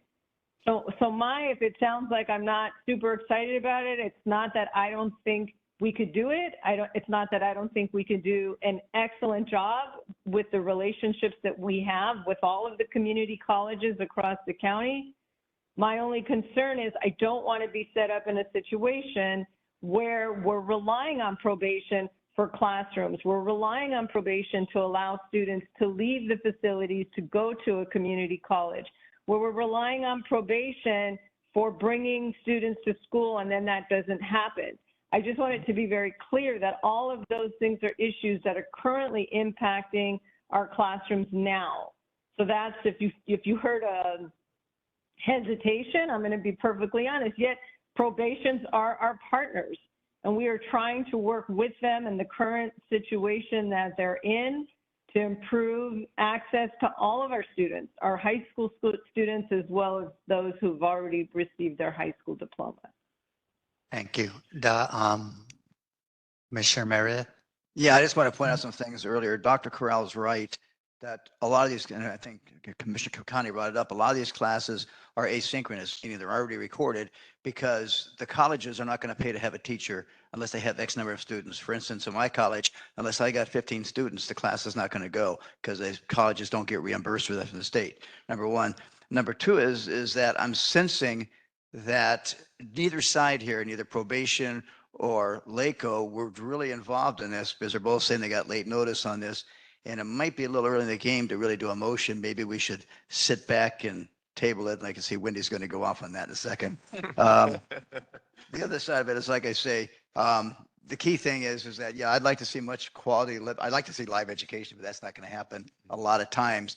But maybe there's a way of finding a workaround with some of the colleges that if we're doing a math class or an English class while they're in session, they could do it Zoom live or synchronous for the students. I'm just looking at some options here.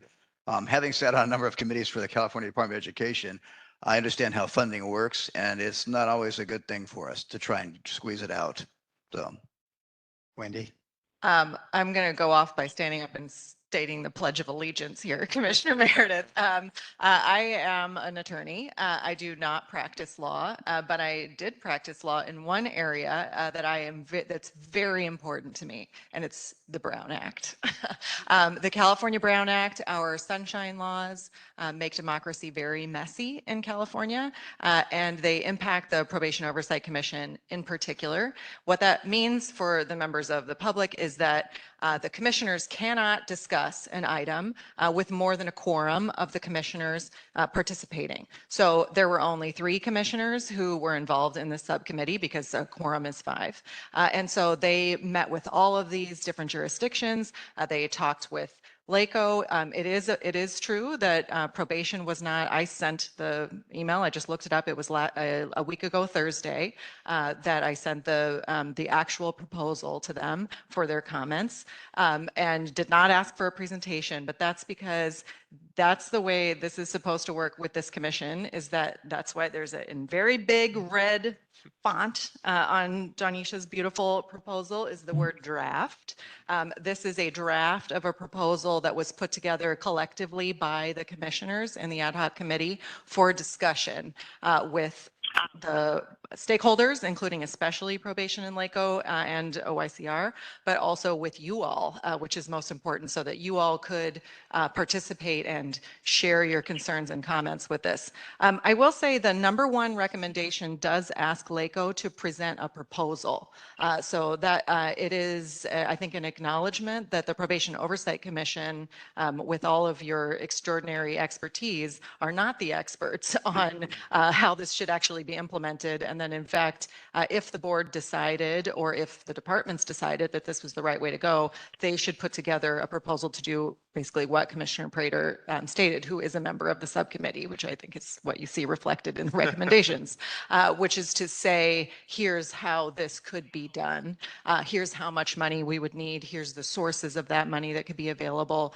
Here's how many staff members we would need. I mean, now I'm just throwing out ideas, but I will acknowledge that this is not a beautiful process, but I will not acknowledge that democracy is not beautiful. And I think this is the way it's supposed to work. And if you all have concerns about it, now is the time to bring them up. And you can certainly, I mean, this proposal, and the committee members may have another opinion, but this you can scratch things out individually. You could scrap the whole thing.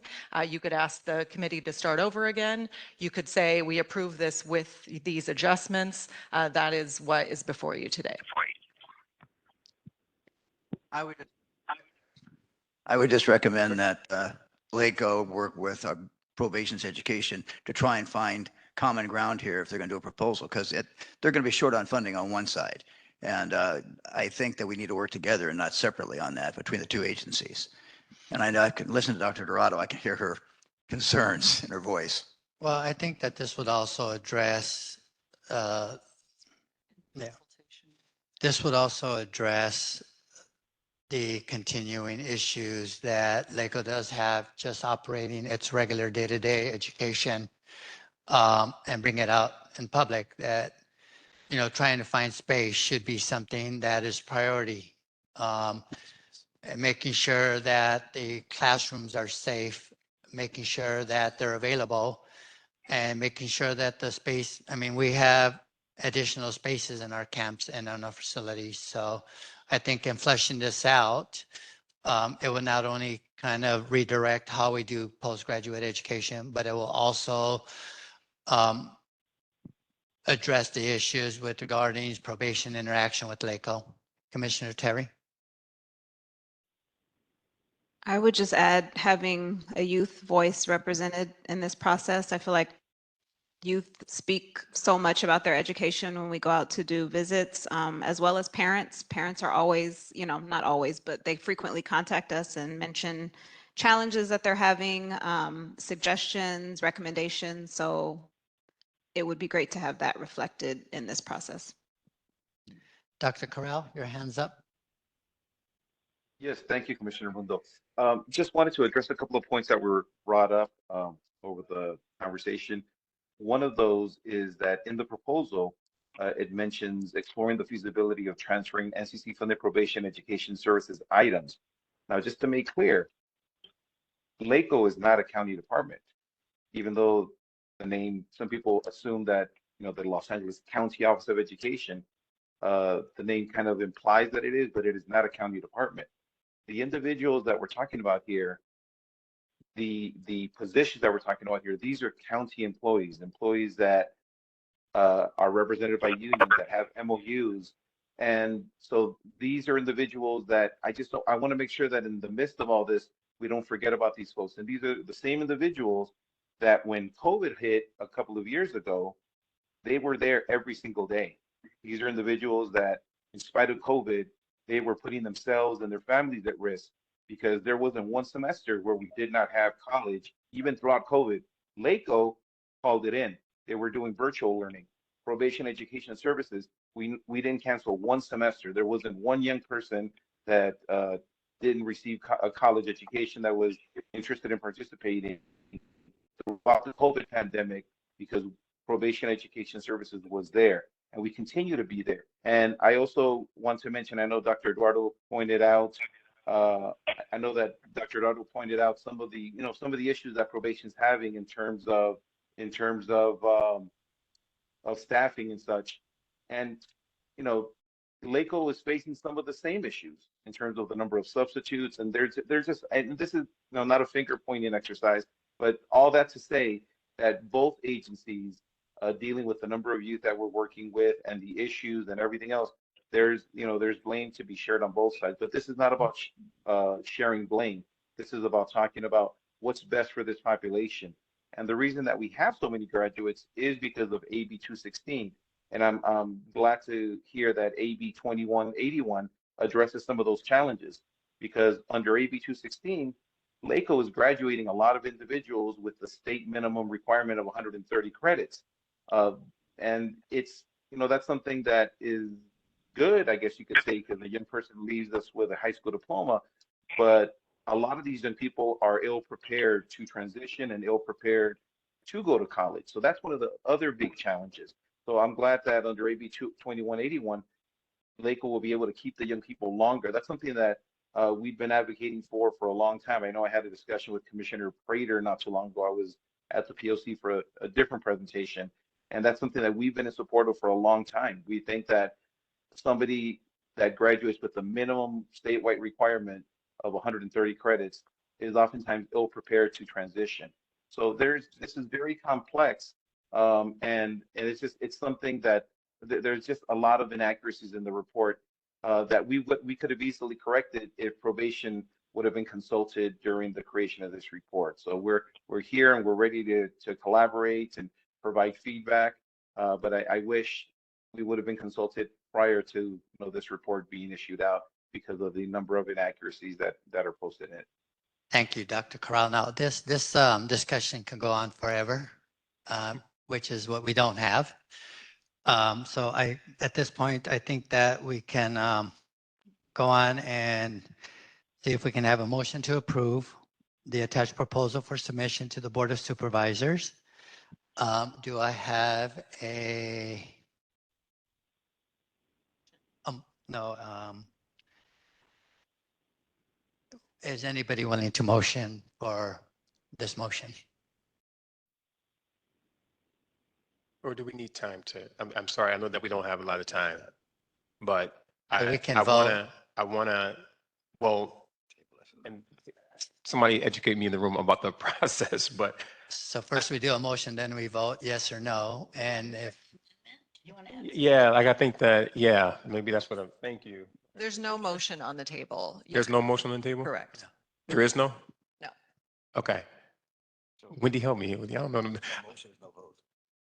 I think what I'm just want to offer, and you can tell me what the proper mechanism to kind of get this accomplished is, right? Is that we just take a beat, right? And I feel like this is, and I think the report even sort of like calls it out, like this is going to be a collaborative effort, in this transition. There should be conversation with probation education services, with LACO, with the community college partners, specifically on the higher education side, to sort of like figure out what is the way forward. But what I'm hearing from Dr. Corral, and maybe I don't want to misunderstand what I thought I heard him saying that last piece, is that there's more insight that we could provide that could strengthen this proposal. Is that what you're saying, Dr. Corral? Is that like, if you had more time, then you could provide context or information that could strengthen this? Or is that what I hear you saying? Maybe it's a question that I have. Yes, thank you, Commissioner Prater. No, what I'm saying is that uh, if working collaboratively with the POC, we can clarify some of the inaccuracies in the report. There are quite a few things that are in there that are of great concern to probation, and one of the biggest ones being that these 33 positions that are listed, these are LA County employees, some of which have been with the county for well over 20 years, dedicated employees that are providing these services. And so to, just say, we'll transfer their positions over to LACO, a non-county department, is a challenge. That's something that's unprecedented. And, these are individuals that have dedicated their lives to serving the young people in our care through education. And so I think that there's just a lot of information that's missing from this report. So if we can move forward either two ways. One, somebody make a motion, somebody second it, and we continue with the proposal and vote. Or we basically think about continuing the ad hoc committee. So if there's somebody willing to approve the motion and second it, then we can go that direction. I'm pretty sure the LA County Office of Education is a county department. So I was a little confused by that representation. That's probably something Dr. We are Duardo is not. best poised to answer. Yeah. Can you hear me? Yes. Yeah. We are not a county department of education. I mean, we are not a county department. We were a county department, and many, many years ago, we were separated out. We work very closely with all of the county departments, and we work very closely with the supervisors. We're kind of like, but officially we're not a county department, but we blend funding and move funding in and out from, money comes through. For example, all of our community schools were funded by the Board of Supervisors. So money is pushed in and out of the county into LACO. Thank you. I will make a motion to, I guess, is it approve this report and have it be shared with the Board of Supervisors? Is that the motion that I'm making? Is that what it would be? That is entirely up to you all. What you want to do to go So forward. if we approve it, then it's going to be shared with the Board of Supervisors. Isn't it premature? The recommendations, which are on page 7 of the proposal, is that the Probation Oversight Commission would make these recommendations, which include the development of a proposal. That's the first bullet point. The second is, should the Board of Supervisors find the proposal satisfactory, the board should, and then it goes on to say, designate LACO as the lead entity, work with the CEO to explore the feasibility of transferring the positions, instruct the auditor controller to assess the spending plan. So those are the recommendations.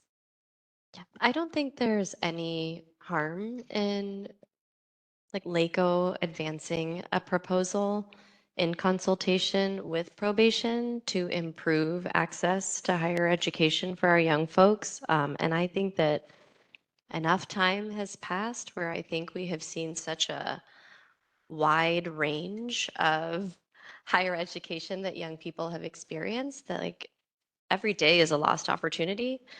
So in that vein, I am making a motion to advance the recommendations that are in the Education Ad Hoc Committee's report.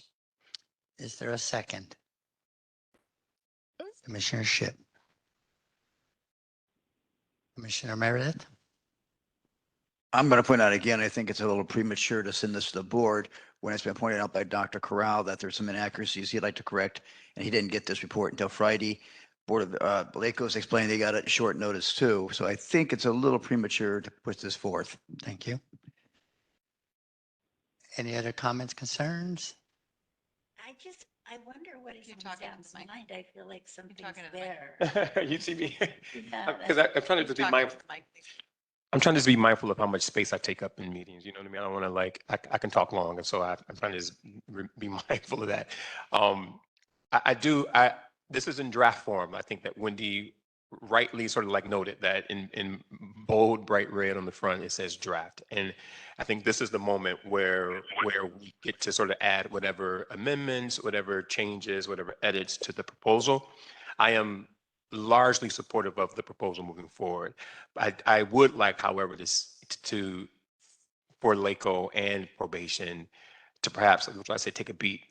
Perhaps we just pause for a second before and then get this out of draft form, give probation the chance to sort of respond to whatever they feel is misrepresented or not accurate or not fully captured, give LACO time to really digest this. So when we put this before the Board of Supervisors, then this is no longer a draft. That means we've actually done the due diligence. We've actually spent just a little bit more time to sort of like get it where it needs to be so that we can put something in front of the Board of Supervisors that we're all proud of. And so that's just kind of my position. I don't know if I have anybody else is.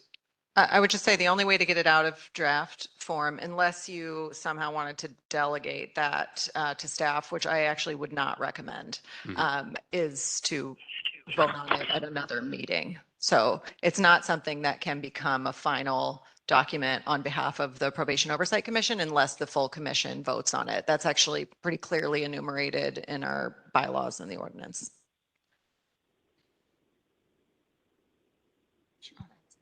So if the probation department wanted to correct anything that they felt was misleading or inaccurate, what would the steps be? We would approve this draft and then they could give feedback corrections and then we'd have to approve it again, which means we'd lose time also, I'm aware of.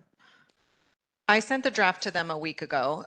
It was Thursday morning, and they could have submitted corrections since then. And I mean, in fact, that was the point of sharing the draft with them.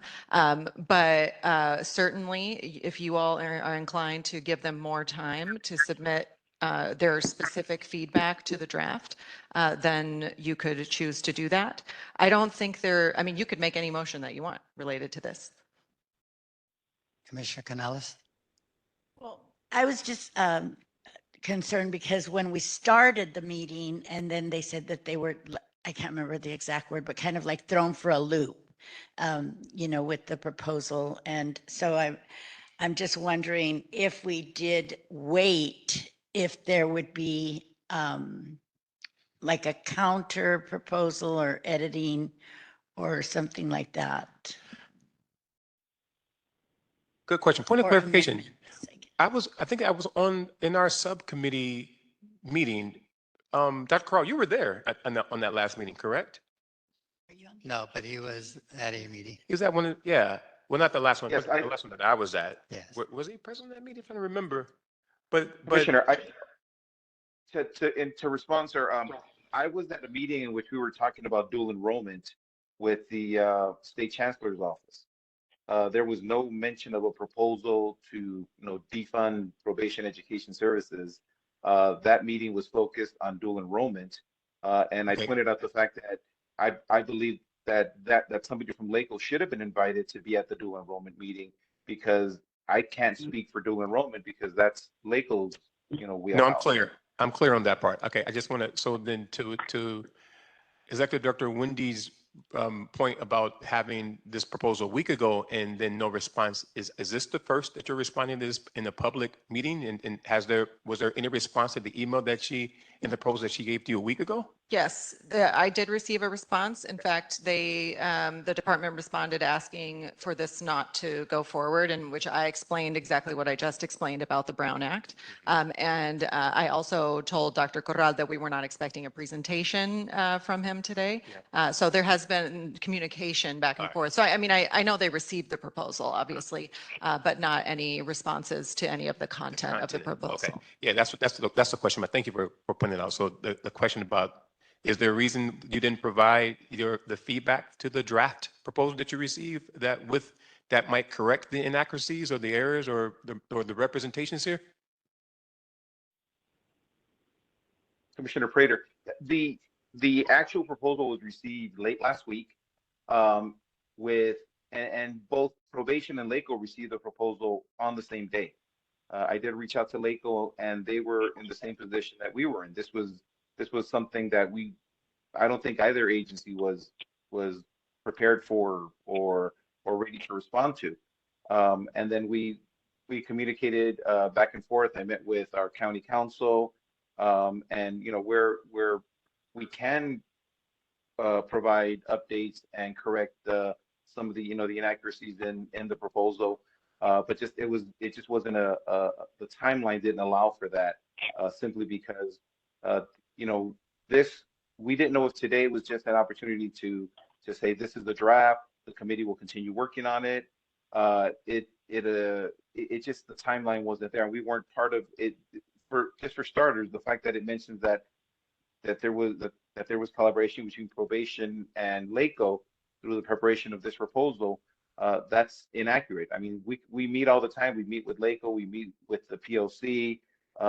When I was invited to that dual enrollment meeting last week with short notice, I was there. But even during that meeting, there was zero mention of this proposal. So I think that, with some time, we can provide an update and clarify the inaccuracies in here, and also provide some data, because I think that a lot of what's being discussed doesn't really give the full breadth of what Probation Education Services does, and it oversimplifies the process of defunding an operation within probation. And once again, these are dedicated probation county employees that are represented by employee unions that do have MOUs. And so it's not as simple as the proposal makes it sound. And I know that, this isn't saying it's going to happen or it's not going to happen, but with the short timeline, we weren't able to give a real response, as LACO wasn't able to give a real response either, with the fact that we saw it for the first time last week via email. So thank you. There's a motion on the table that requires public comment, and then we can come back and. Does there need to be a second? Yes, there is a second. So let's do public comment, and then we'll come back and finish up and vote and go from there. Okay, so the motion that's on the table by Commissioner Kokani and seconded by Commissioner Shipp is to advance the recommendations in the proposal that is presented from the Education Ad Hoc Subcommittee. And we'll take comments from the room first. Welcome. And if you'd like to make comments virtually, you can raise your hand using the raise your hand function or dial *3 on your phone. Good morning.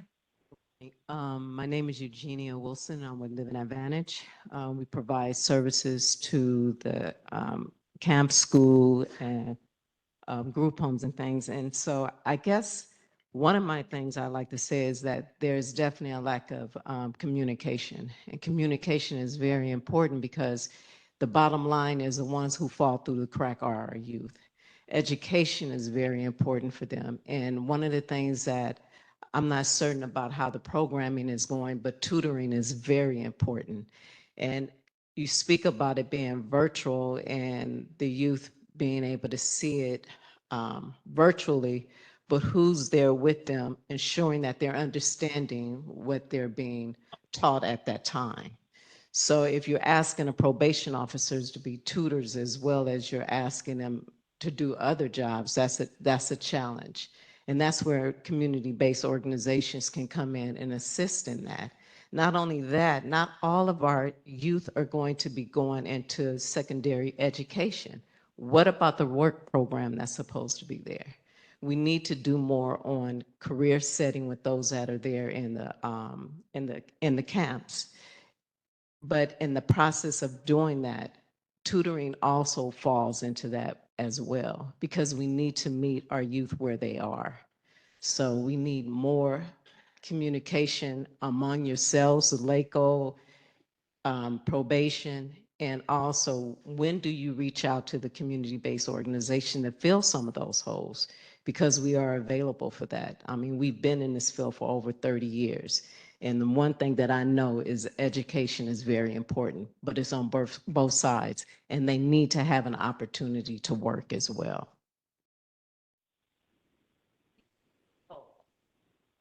Thank you. Thank you.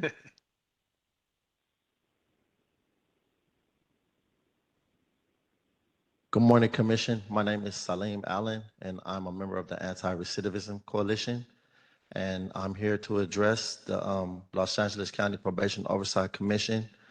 This is a very important issue to me because I was formerly incarcerated in Los Padrinos Juvenile Hall in 1995. And as we all know, that facility and LA County juvenile facilities have been a mess for many years, and they continue to still be a mess today. We need to provide our youth with all of the tools that they need to succeed. And I agree with Dr. Kakani or Commissioner Kakani that time is of the essence. Like, we cannot continue to kick this can down the road. And with all due respect, Dr. Corral, with you being a man of higher education, I would think that you would have more urgency to provide to youth in these facilities with every tool that they need to succeed. It seems like you're providing a little bit of an impediment. Excuse me. It seems like you and Commissioner Meredith, with all due respect, it seems like you guys are trying to hamstring the process a little bit. And I commend Commissioner Kakani, Commissioner Prater, for your commitment, and all of the others who seem like they're on the youth side. Like, we're talking about youth who are very precious. There's been a problem, no matter what state we're in, all around the world, the age of our youth in these facilities, they're of a precious age. And we should, even if we have to go, I'll contact and write our state legislators, but we have to get this done. If we need to pause this issue and do it, I'm not exactly familiar or understanding where this particular item is in the process. If we're going to pause it and have an ad hoc committee, which I think should be done to study it and address the inaccuracies and discrepancies that Dr. Corral says is in the report, even though you did kind of have an adequate amount of time and an opportunity to respond and request more time to address the discrepancies. But this matter should be. I'm sorry to interrupt you. I'm so thankful that you're here and welcome you to give comment on future agenda items. Thank you. Okay, thank you.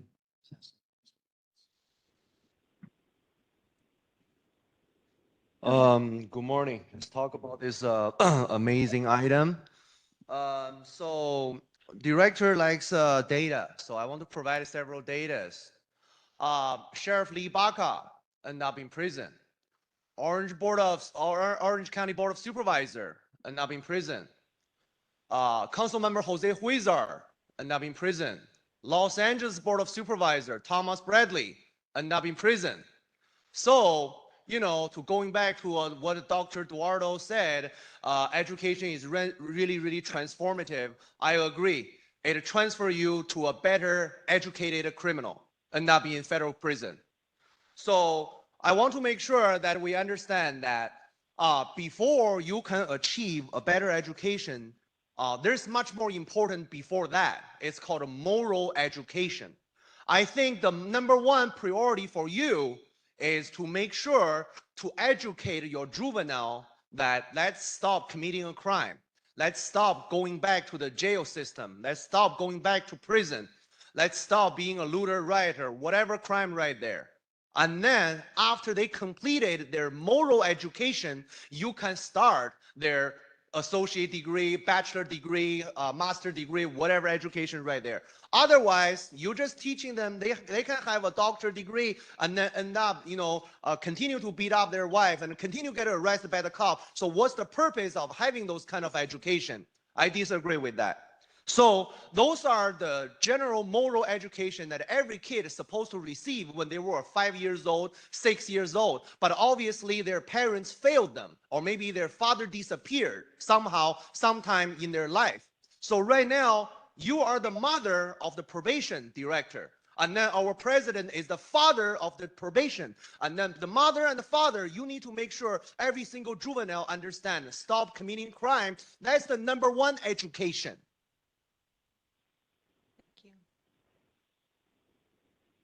So again, I wasn't gonna comment on this, but I just want to give it to a Corral. I can't say your name. I'm sorry. He knows who I'm talking to. His people do an excellent job. These guys come and they do the college services. They do it rain or shine. They show up. They don't have an attendance problem. I don't understand why you would take what they do and give it over to LACO when a lot of the times we have substitutes instead of teachers. They have the same issues we have. So when they mention that, 60% of their staff don't show up, well, the teachers don't show up either. Have we asked the teachers, would they want to take these kids out on a field trip to a college by themselves without probation? Have we asked them that? I hear people that sit in offices making decisions. But have you asked your teachers that, if that's what they feel safe doing? I doubt that. I just want to give it up once again. His people does an excellent job. They come to they're at our camp, and like you said, during COVID, I was there. His people was there. Where was LACO? They was at home with their families taking care of them. We were in the facility taking care of those kids, getting sick as well. So when we talk about taking jobs away from people and giving it to another department because they could do a better job, let's look and see if they can actually do a better job. Because from what I see and what these kids are dealing with, it's his people showing up. It's his people that's out there doing it every day. This right here, I'm going to keep it real and I'm going to tell you the truth. It's just a money grab. Oh, the funding. That's what they're going after for, the funding that comes with it. Because to say that his people the job should be given away of everybody that educates these kids, his people shows up, especially at my camp. Thank you.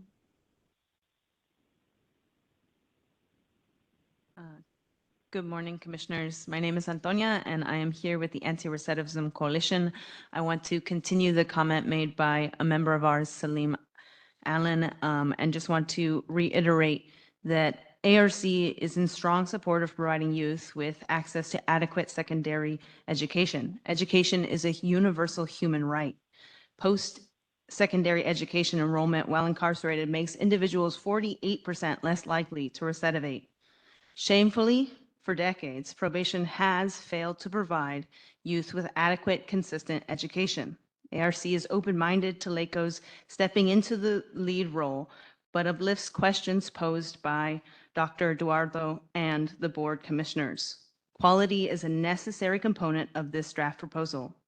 If this transition occurs, as proposed, probation needs to be in compliance with LACO's requests that seem fundamental to youth success, such as less suspensions and resource assistance, including funding.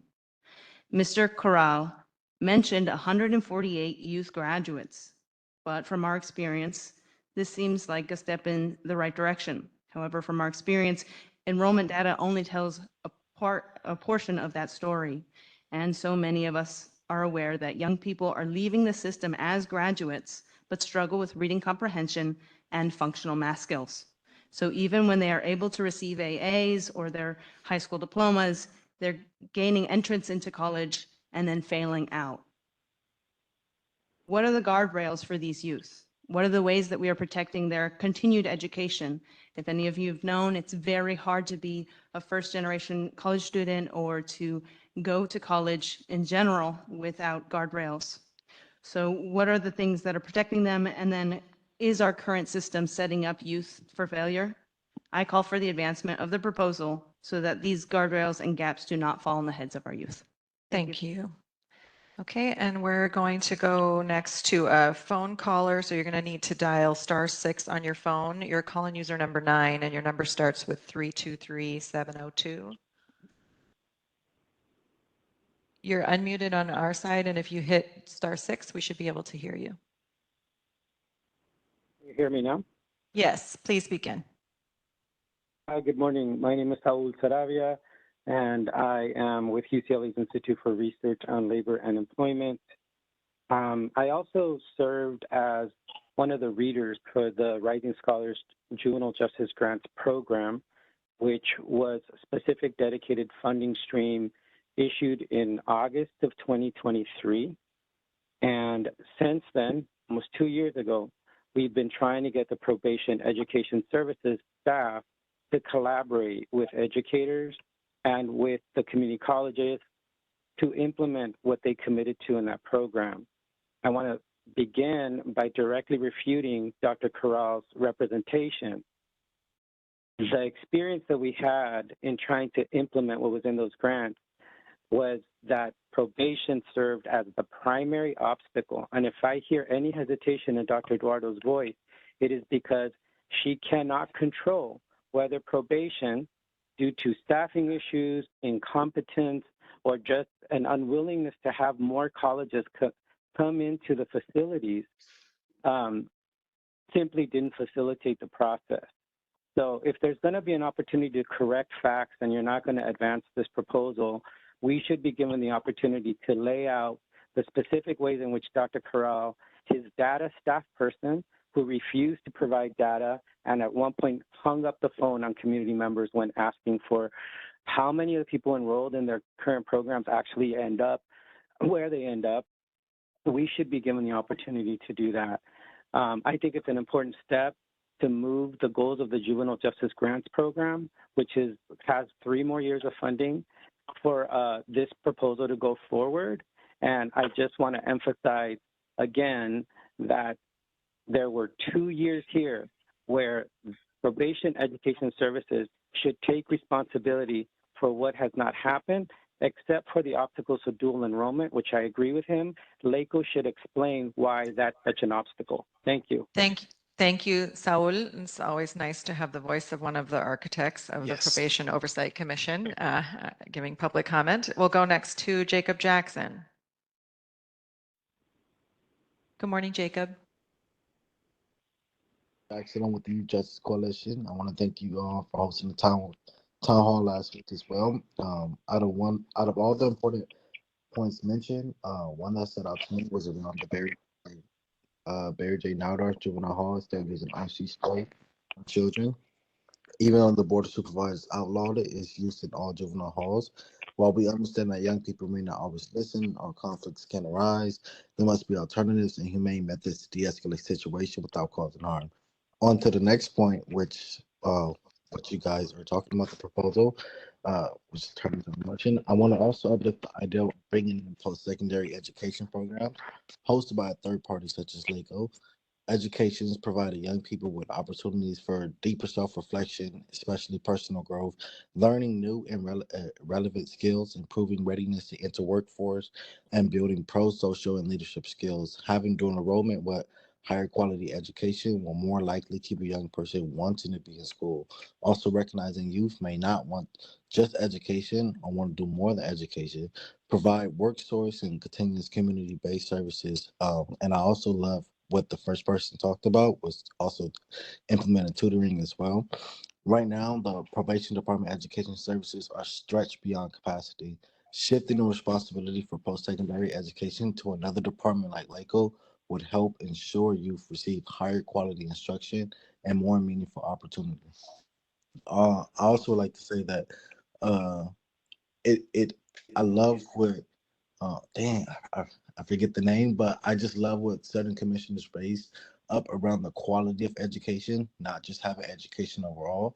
Is based on what we just heard about architect and another teacher, right? The quality is more important than just the quantity. So I thank you so much. Thank you, Jacob. We'll go next to Vivian Wong. Welcome, Vivian. Wong, education attorney representing court-involved youth, and also a member of the Education Justice Coalition. I'm cautiously in support of this proposal, but want to emphasize that both LACO and probation have struggled to ensure education access for incarcerated youth for decades. I've submitted a longer written comment, but wanted to respond to Dr. Duardo's comments that LACO will need more funding if it were to take this on. If we're removing responsibilities from probation, we should decrease probation's budget and staffing accordingly. If this funding is transferred to LACO, we absolutely need a community-led mechanism to hold LACO accountable for how it's spending its money. In our client advocacy, we noticed that LACO was not paying for services that it promised to fund in their budget. We raised this issue with the California superintendent, but even Tony Thurmond couldn't do anything. To be clear, if this proposal is approved, we need a clear commitment from the Board of Supervisors and the Probation Oversight Commission to hold LACO accountable. Thank you.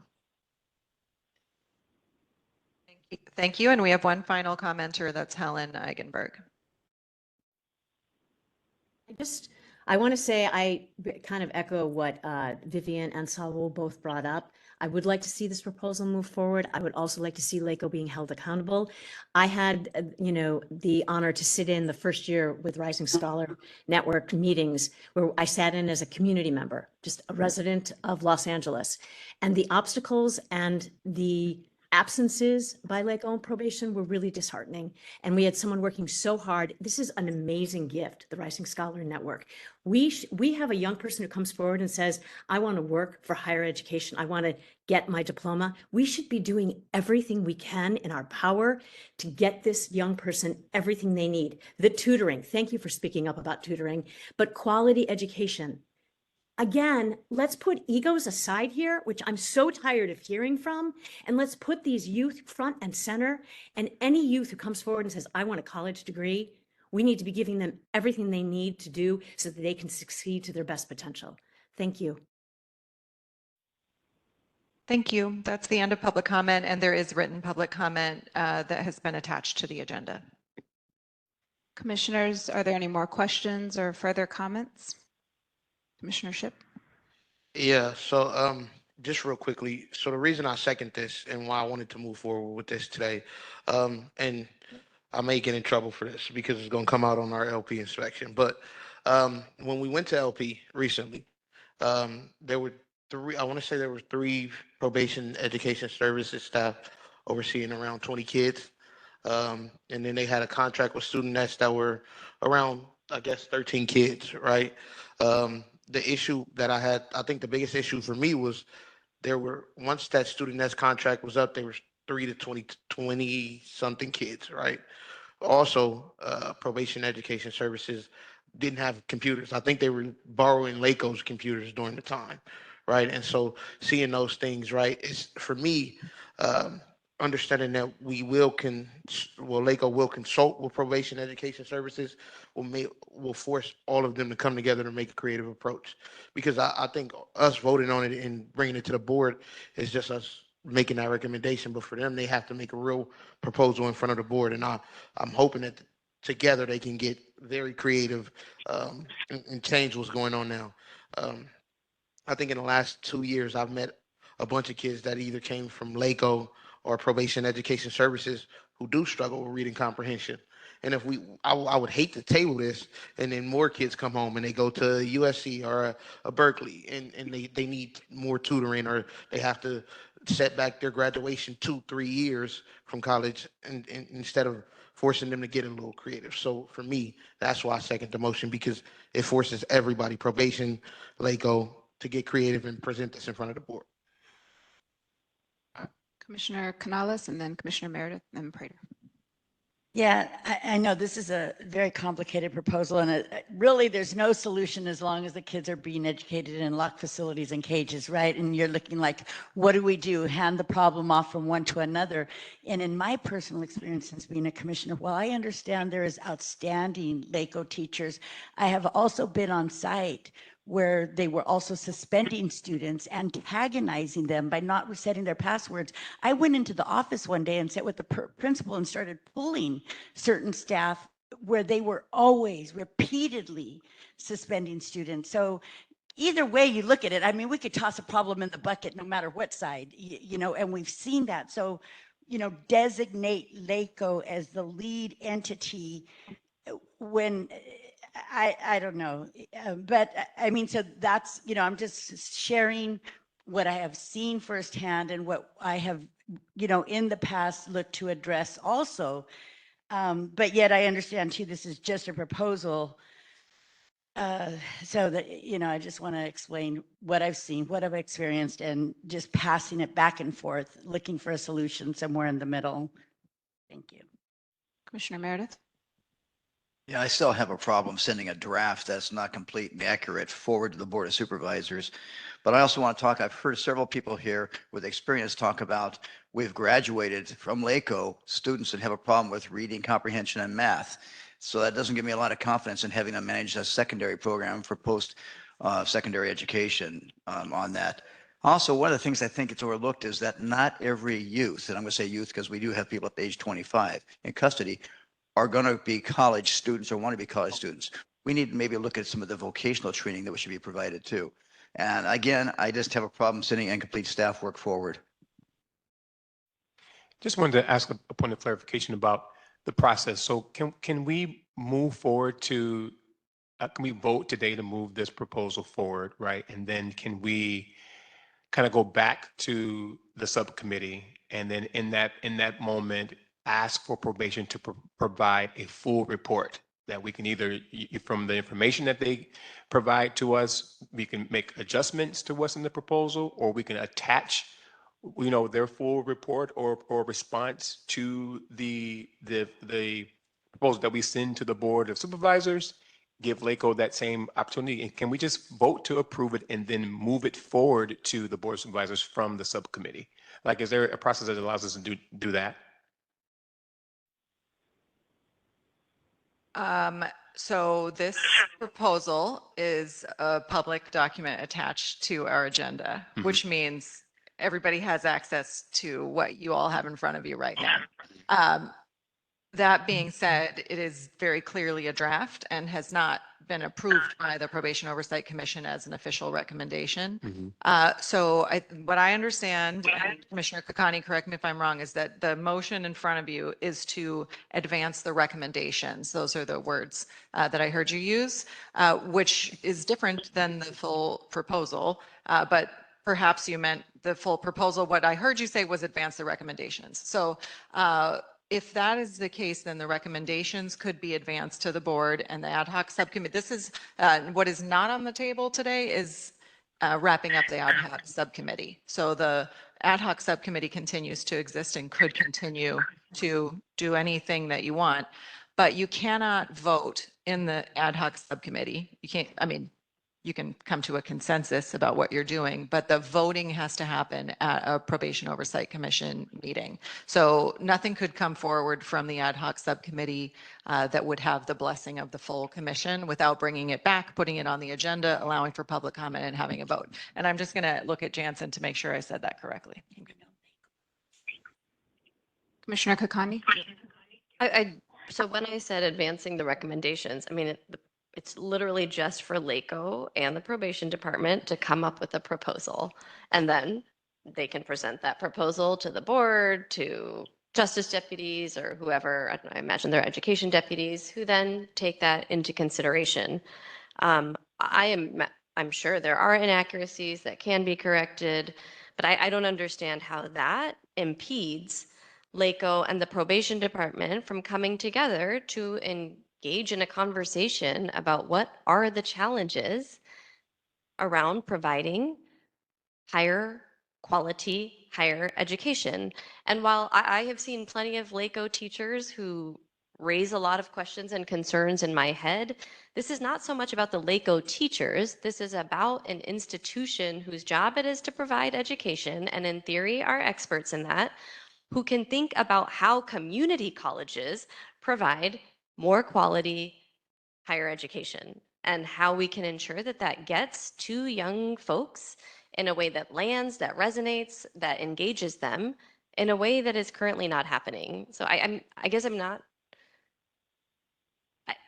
I don't know what putting a pause on this brings, because I don't understand why that conversation can't start separate and apart from whatever accuracies or inaccuracies need to be addressed. So that's, I hope that clarifies what I was asking to move forward.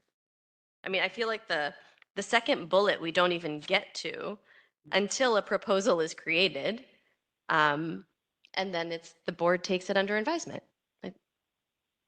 I think there may have been, because of that second bullet, given some of the concerns folks had, questions with LACO, and so designating them as the lead entity, I think that was a sticking point for some people. But I think if the proposal is going to take into account what have been some longstanding systemic challenges within LACO and within probation education services, and how would that be addressed in the proposal, I could support that.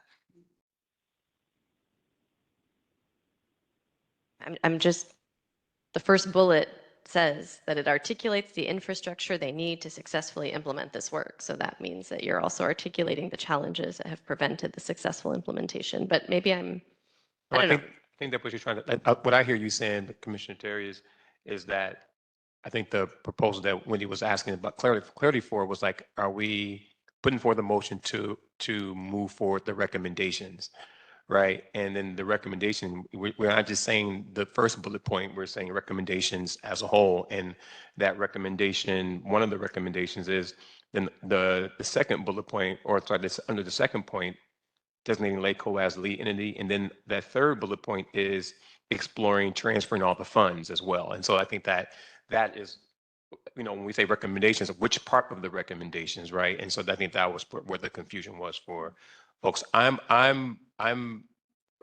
feel clear in my head. So if we need to sort of call the vote.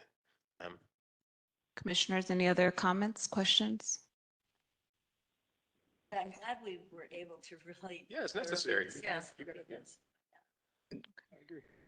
Okay, so the motion made by Commissioner Kakani and seconded by Commissioner Shipp is to advance the recommendations of the proposal that is attached to the agenda. And we have received public comment on that motion, and I will call the roll. Commissioner Mundo had to leave for a prearranged appointment, so Commissioner Terry has taken over chairing the meeting. I say that only because he will not be voting. Commissioner, you're voting yes, no, or abstain. Commissioner Canales? Yes. Commissioner Harris is absent. Commissioner Jackson is absent. Commissioner Kakani? Yes. Commissioner Meredith? No. Commissioner Prater? Yes. Commissioner Shipp? Commissioner Terry? Yes. So 4-1 with Commissioners Harris, Jackson, and Mundo being absent, the motion passes. I think it's 5-1. 1, 2, 3, 4, 5. Thank you. 5-1. I appreciate that. All right, thank you panelists for joining us for this agenda item. You're excused, and we will move to a short break before we proceed to the next agenda item. Are there any objections to taking a break? Okay, we will resume. Are we giving it 10 minutes? Sure. Promptly at 11:58 for the next agenda item, which I believe is 5. I'll tell you the call Jim Rice was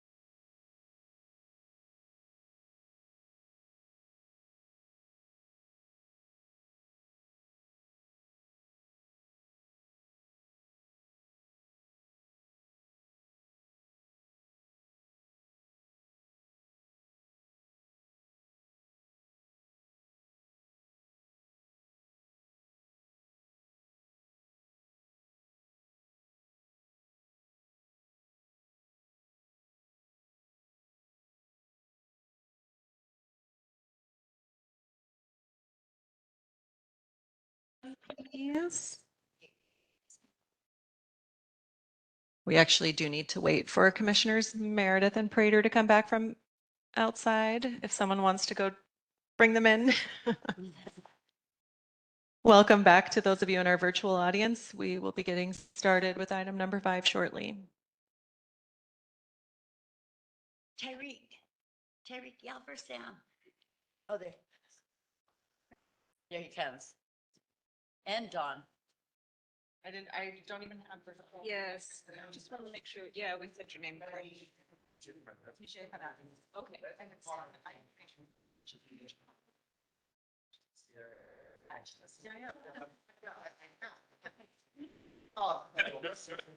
They always do the rule that if there's a motion, there's movement. As without a motion, we do the agenda. That's why I'm trying to follow the rule.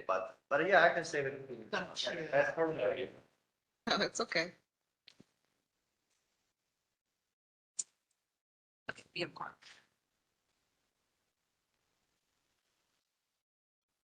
All right, so for agenda item 5, we will discuss and take possible action on an overview of the probation department's internal data management systems and structure. The POC had asked the probation department to respond to a series of questions around their data management, which are all listed in the agenda. So joining us today is acting CIO Vijay Panetti, who will be responding to the questions about how the data management unit is structured, the roles of the team members, and how it is mitigating its long-standing data collection challenges. Following his presentation will be Administrative Deputy Stacy Lopez Maddox, who will be explaining why the department stopped publishing ProbeStat population statistics, when the department will resume publishing this data, and sharing the department's budget for data and research. Welcome. Thank you. Shall I start? Yes. And I think it's the first time both of you are attending the Probation Oversight Commission meeting, so thank you. Welcome. Thank you. Good afternoon, everybody. Is that one, you may have to hold it up really close for the virtual audience. Also, Wendy, Yes. folks are saying there's no video right now. Oh, Okay. Good afternoon, everybody. My name is Vijay Panatti. I'm the acting CIO for LA County Probation. The two questions that I'll answer, I'll read them out and I'll give as full an answer as I can. So the first question was, how is the data management unit structured and what are the roles of the team members? Now, we recognize that getting data accurately, timely, and also in appropriate representation is very important. So we have been building a lot of capability within the department, within my team. We've structured the team into really 3 components. There's a data engineering team, there's a data science team, and a reporting and analytics team. Between them, we have right now 7 full-time staff and 3 contractor staff. At a high level, the data engineering team is responsible for basically ingesting and integrating the data from different systems into a centralized warehouse. And I'll talk about that in just a minute. They build and maintain what we call the ETL pipelines, the extract, transform, load. So when you have data, it's coming from various sources. They have different formats. So they need to be processed before they can be, again, consumed by a different stakeholder. The data science team is responsible really from a design perspective to design, clean, model, and enrich the data that we are getting. They're, in a sense, they're at the front lines of our data team. The reporting and analytics team is really the team that's to a large extent working with our stakeholders who would be the operations. So when somebody needs some kind of a report or a dashboard, they'd be coming to the reporting and analytics team making the request, and we would be sitting with them with the requester to understand what the request is about and we really want to understand the why, because we want to make sure we give the right data. And we have a lot of challenges with the data, as obviously you folks are aware. So we try to do the best we can. We've been using our learnings of the past few years to build better systems, build more real-time dashboards and reports.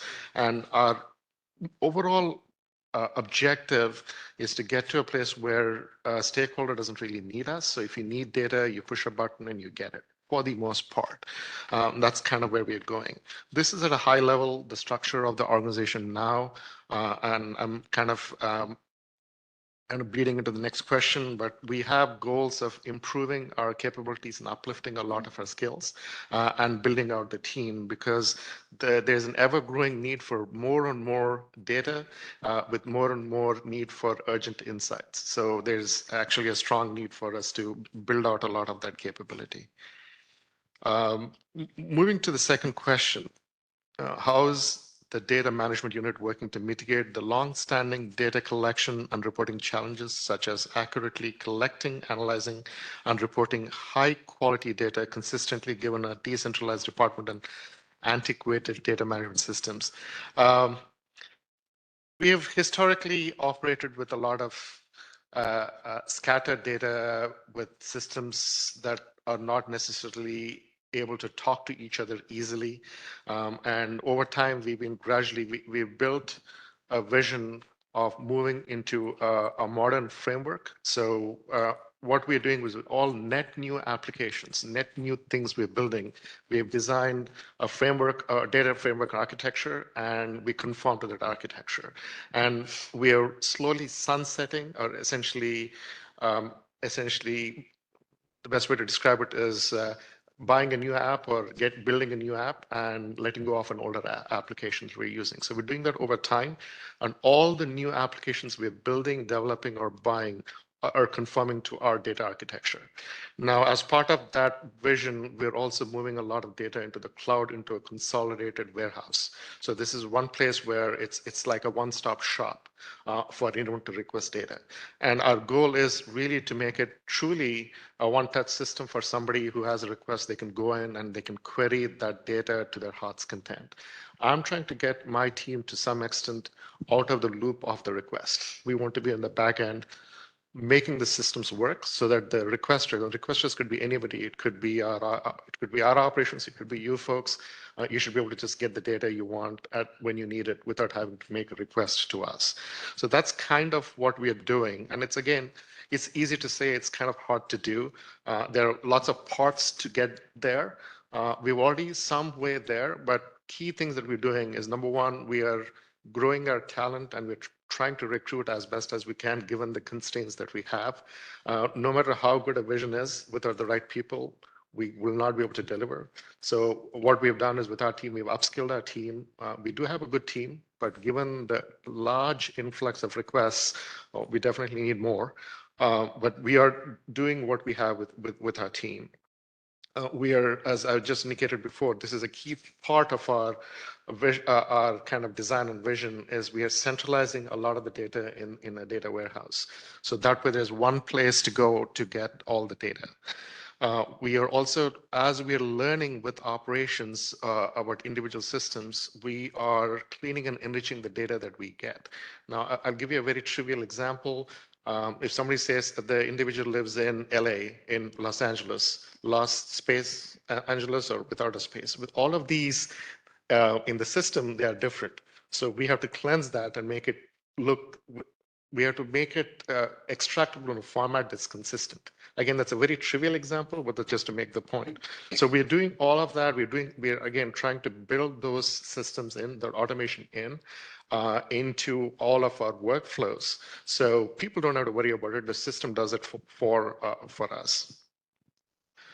We're doing a lot of automation as much as we can right now, and that is one of our goals going forward. My goal is we want to have as little human intervention to fix data. So using my old example of Los Angeles, or with our LA, we want the systems to do it. The reason we want that is we want what we do to be predictable. When we give a report, it needs to be consistent, repeatable, and predictable. Even if there's a mistake, if it is a predictable mistake, we can find it and fix it. So that's kind of where we are going with a lot of our work that we are working with operations right now. On the same token, as we are learning with operations, we are strengthening the mechanisms of what we call input validation of the sources. So the report is only as good as the integrity of that initial input of the data. So our focus really is, how do we make sure that when the data is entered, it is, as number one, correct, consistent, and easy to understand as possible. So we're working with all of our stakeholders as we build systems to make sure that input mechanism is as easy and as consistent as possible. In addition to this, we are doing training and change management as we build dashboards. We serve it out to the constituent, to our stakeholders, and we work with them to make sure that the dashboards that we build, the reports that we build, are actually useful. And it's an iterative learning process. A lot of times when we get a request, it doesn't necessarily fulfill the actual need, but we work with the stakeholder to figure out the full need and try to fulfill that. The last thing I want to say is all of this is complex. We're doing a lot of changes. We have come a long way, but there is really a long way left to go. And to manage that, we have built and we are rolling out a set of governance and standards. So going forward, whatever we do, again, is predictable, it's consistent, it's manageable, and it's something that we can rely on. So that's on the back end in terms of governance. But what that does is it helps next time we give you a report, when you ask for data, it's number one, going to be easy. Number two, you can trust it even more. That's at a high level what we have been doing. I'm happy to take any questions that you have with respect to any specific item. Thank you. And I think we can go on to our next presenter and then do questions after both have gone. Thank you and good afternoon. Thank you for having us here. With everything that my colleague, Mr. Panotti, just stated, as you all know, probation has had a long-standing challenge with technology, with providing data. And so with our with our long-term plans, our short-term plans for what we're going to do, we should be able, at the touch of a button, be able to provide more reporting. We've also had a lot of staffing challenges, as you're aware, and getting subject matter experts to assist with building these programs, because our IT folks cannot be the sole builders of these programs. So we need folks from our operations side to help with that. But in hearing earlier discussions today too, we know how important it is that we're providing accurate and reliable data to all stakeholders that are asking for it. But with every technology that is implemented, it takes time. So again, we have short-term projects that are in place, and then we have our long-term vision of what that's going to look like, so that we can provide reports that provide the data that everyone is requesting from our department. But again, I don't want to say that this is going to happen overnight, because anything that we implement is going to take some time, but we are happy to discuss that further with you all and just provide updates on where we are with various projects, because again, I'm sure we'll be having this discussion in the near future as well, but be happy to come back and discuss. And all of this really is related to why we paused the ProbeStat data. We want to make sure that all of the data is cleaned properly, as Mr. Panotti stated, because there are some concerns with the data collection with regards to just, potential human error of data, because there's so many manual processes that are happening within the department. I mean, Excel spreadsheets that we're working from, and manual things that our staff have to do. And then we have to roll it into a report. So we really wanted to pause and reset and see how we can provide the most reliable, accurate data. So we put a pause on our ProbeStat statistics that were being released publicly. But we do plan to release, more information as our data is cleaned up and we have proper reports and reliable reports that we can provide all of our internal stakeholders. But I know that was one of the questions that was asked by the commission, so we wanted to address that. And then we'd be happy to take any other questions from the commission or anyone on the calls that's listening. Thank you. Commissioners, do you have any questions or comments? Commissioner Meredith and then Prater. This might be naive on my part, but for 20 years I've been around, our computer systems have been complete failures. It's the reality of it. I know the sheriffs are having some similar problems with their systems. Is there no off-the-shelf system because of all the correction agencies nationwide that we could look at? I mean, I guess it's kind of naive, but I'm just thinking, is there some system that's kind of standard? Yeah, no, that's actually a great question. So we actually are right now going through some initiatives to consolidate our case management solutions. So that is part of what we're looking at. We're looking at what we call COTS solutions, common off-the-shelf solutions, or a SaaS or cloud solution. So we are researching that. It's non-trivial because a lot of our key critical workflow is already built into these systems. So we have to change, and change, as you know, is very difficult. So it requires a lot of upfront planning, design, and work. So we are on that path. We are looking, again, we don't want to really build anything in-house because it doesn't make sense for us to maintain it. So we are actively looking at solutions. We're looking at other options, but that's all in play right now. And it's a very long-term plan, but we are absolutely resolutely going forward on that path. Thank you. Just quick question. You might have mentioned this earlier in the presentation, but your division this reports directly into whom? Like what part of probation does the data apparatus report into? Sure. The data, well, currently it reports to me, and then I report to Stacy. And then? And To Well, I kind of felt like, what department are you housing at? Human resources, operations. Like I'm trying to figure out where you all are housed, or do you have a direct line to the chief? Like where in the org chart are you? Yes, so I'm the administrative deputy for probation. I report to the chief deputy, and then the chief deputy reports to the chief. But I do have access to the chief as far as discussions on these subject. Okay, just want to kind of figure out how many layers, before the top, are you all in terms of sort of like getting accurate information to the top leadership. And then you mentioned that this takes time. I've heard you say that like a good 6 times, right? This is going to take time. This is going to take time. What kind of time are we talking here? Based upon some off-the-shelf sort of like solutions.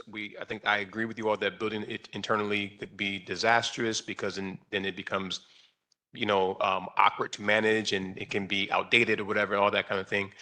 What is the timeline in your mind about, where we'll be at a place where we are proficient, data is clean, it flows smoothly internally and externally? What are you projecting here with respect to time? Before he answers, can I reply to Commissioner Meredith? First of all, you were not being naive. That was a great question. Talk about me being naive. No, you're not naive. I want to just address that we are working with outside contractors as well to help us with some of this, because we know that we are not going to be able to do all of this within probation, again, because of our staffing resources and just because technology takes so long. But I want to make sure that everybody understands that we are looking at every option out there, and the off the shelf. We have ad hoc reports, and I'll let Mr. Pranati talk about that. There are reporting that is being provided, but we need a long-term solution. We need a case management system. And so that would be our long-term solution. We don't have that currently. We're building a lot of reports, or as we call them, ad hoc reports, through Power BI, through other options, and then looking at other contractors to help us. But that's just right now in the short term, because again, the department needs a long-term technology. And previous to my assignment here, I worked for a large state agency where it does take time for technology, but it's possible. So we just have to put a plan in place and continuing to push forward and get the people to help us that we need to build this, because it can happen, but it's going to take some time. And I know you guys have probably been hearing that Yeah. for a bit. Now, number 9. And yeah, but we do want to build this case management plan, or case management system, I apologize, because that will be a good solution for probation for a lot of the questions that we were hearing this morning and throughout this hearing. So I'll turn it over to Mr. Pranati. I apologize. Thank you. So I'll answer a little bit more detail, because I want to be very clear about a couple of things. One, I'm not waiting for perfection. So every single day right now, we're getting better and better. We are building better reports. We are giving more data, even today, compared to a year ago. So we are not going to wait for that final end stage, perfect utopia before we give you anything that's needed. That being said, we're being very intentional in some of our improvements. So we are, like I indicated, we're building the data warehouse. That's a key component. So that took a lot of preliminary work where you couldn't see any results because it was a lot of, think of it like when you're building the house, you're building the frame, you're building the structure, but before you put the electricals and turn electricity on, it's really not useful as a house, but it's really important that you do those steps, right? So like the plumbing. So we've done all that, a good portion of that. So to answer your question directly, the long-term plan is going to be a few years to get to that, what I would call ideal state. But with every month, every week right now, we're getting better. We're giving more data. We're cleaning up some smaller systems. And we have built some temporary applications for key functionality for the camps and halls that are already giving good data.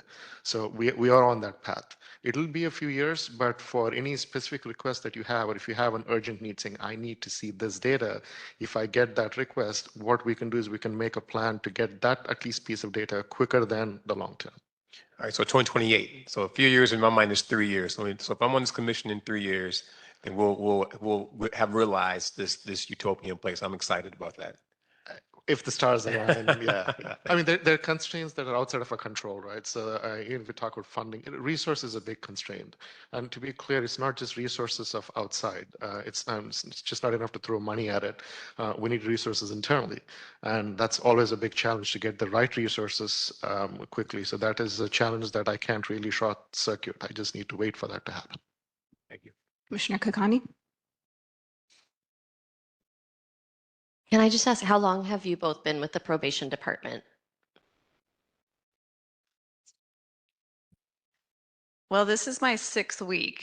Okay. So, but I, again, have worked in other agencies and departments where technology was challenging, similar to this, and were successful in implementing programs that provided data that other stakeholders needed. So yeah, I've been here 6 weeks. Thank you. Welcome. Yeah. I've been a little under 7 years now. Okay. That's helpful. Commissioner Kakani, Administrative Deputy Lopez Maddox is replacing Robert Smythe, for those of you, I if see. that helps give context. Okay. Got it. Yeah, I just asked because there is like so much changing leadership, and just even in the last, I don't know, 8 months, 9 months, the commission receives, for example, daily population statistics. Basically, how many young people are incarcerated, where are they incarcerated, and I think every couple, I mean, they stopped sharing that data with us, I think, for a period of time from November till at some point in 2025. And then they started sharing it, and then they changed it again. And I'm just curious, like, who is that? Do you all handle that? Is that just like, do you have no idea what I'm talking about? I only ask because I'm so confused by whoever decided to share that data, like by why they made those decisions. For example, before we had an age breakdown. So how many 12-year-olds are incarcerated? How many 13-year-olds are incarcerated? Which is really important information. The fact that we're incarcerating 12-year-olds is mind-blowing to me as a parent of a 12-year-old, but we do that type of stuff.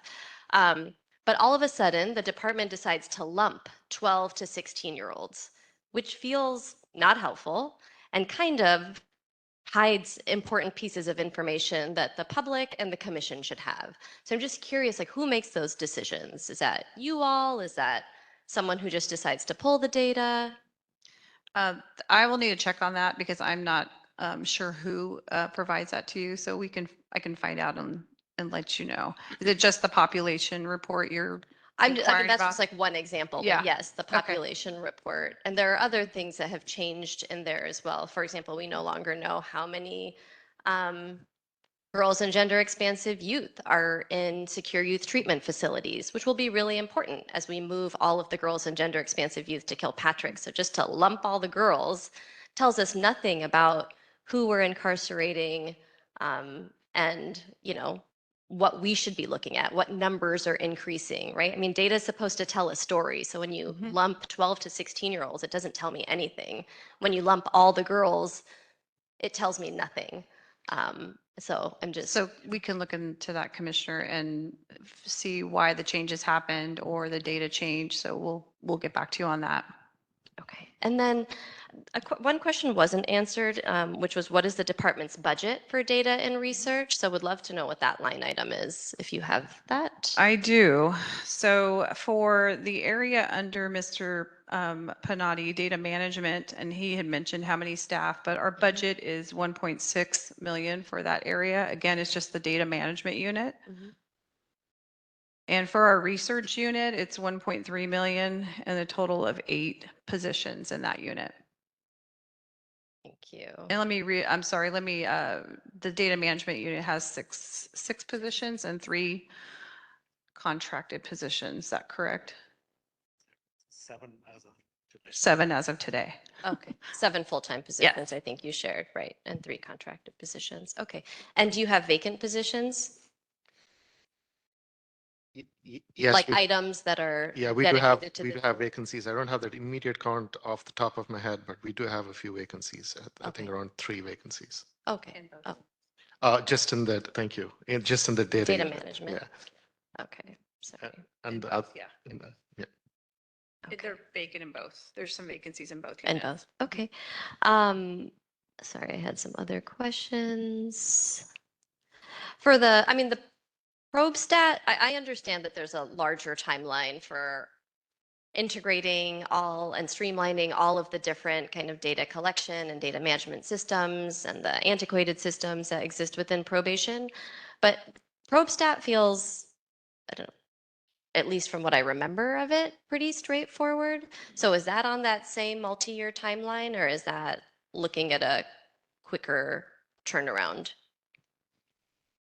Well, I'll have Ms. Lopez Maddox answer about the timeline for ProbeStat specifically, but I'll give some context.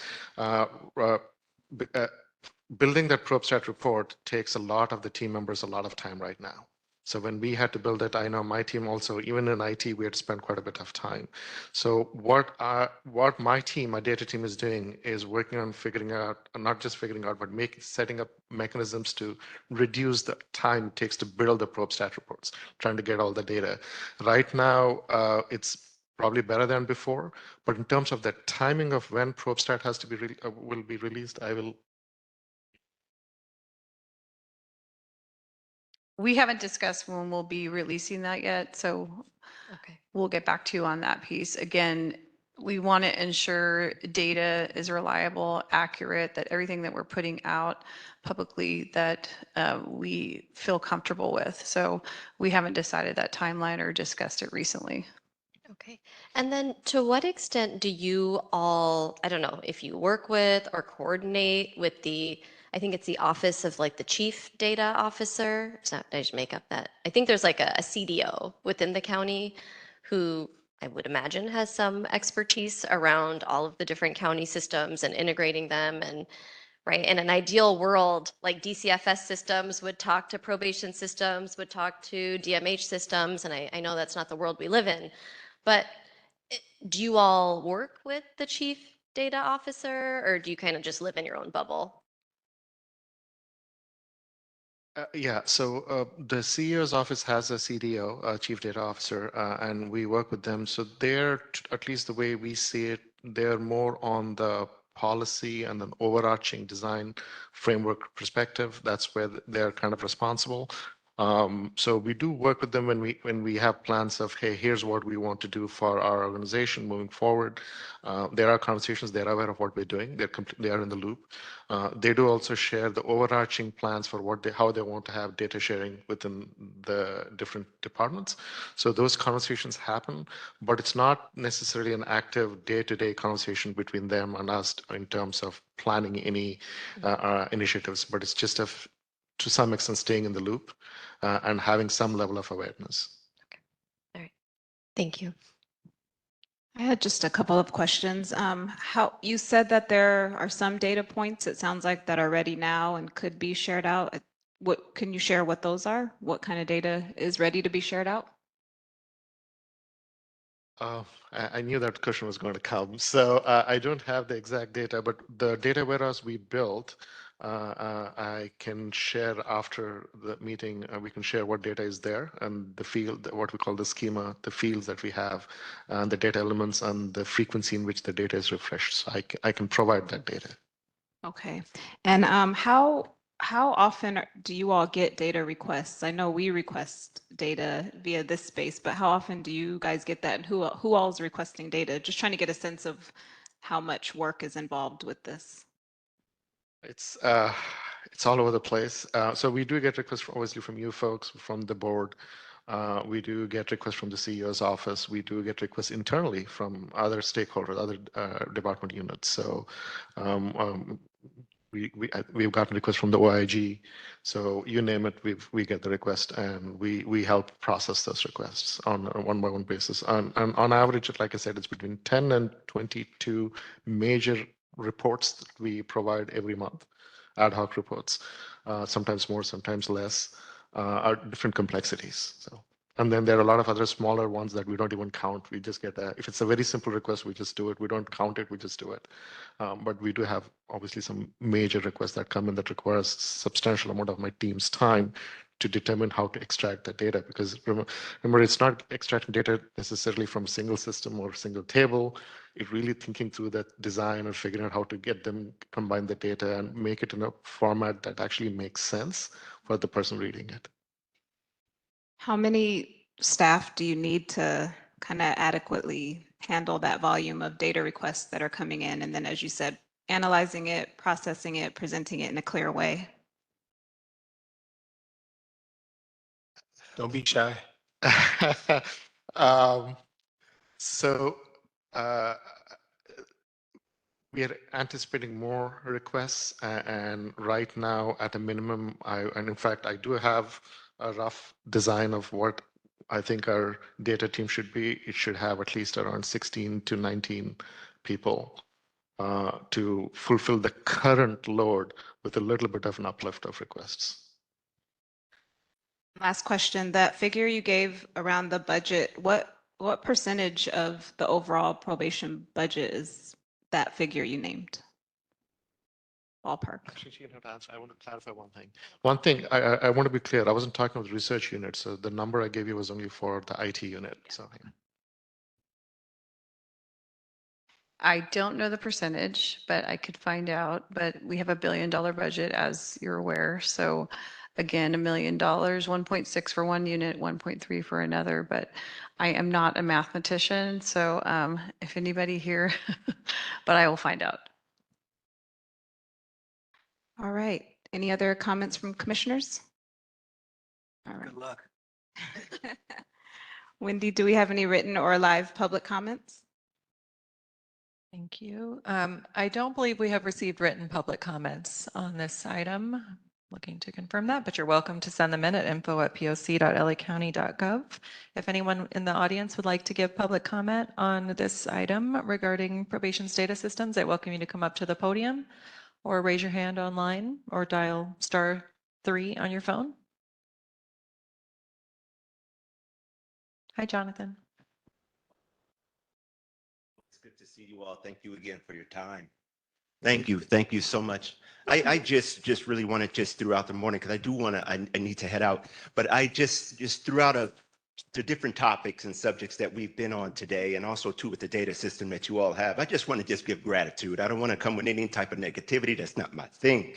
However, I will say within the last 6, 7, 8 months, I've seen your probation department perform extremely well in situations and concerns that I've had when it came to visitations and things like that and that nature over there. And I do want to accommodate. I just want to just say thank you to probation as well, as far as those who have put it in the work.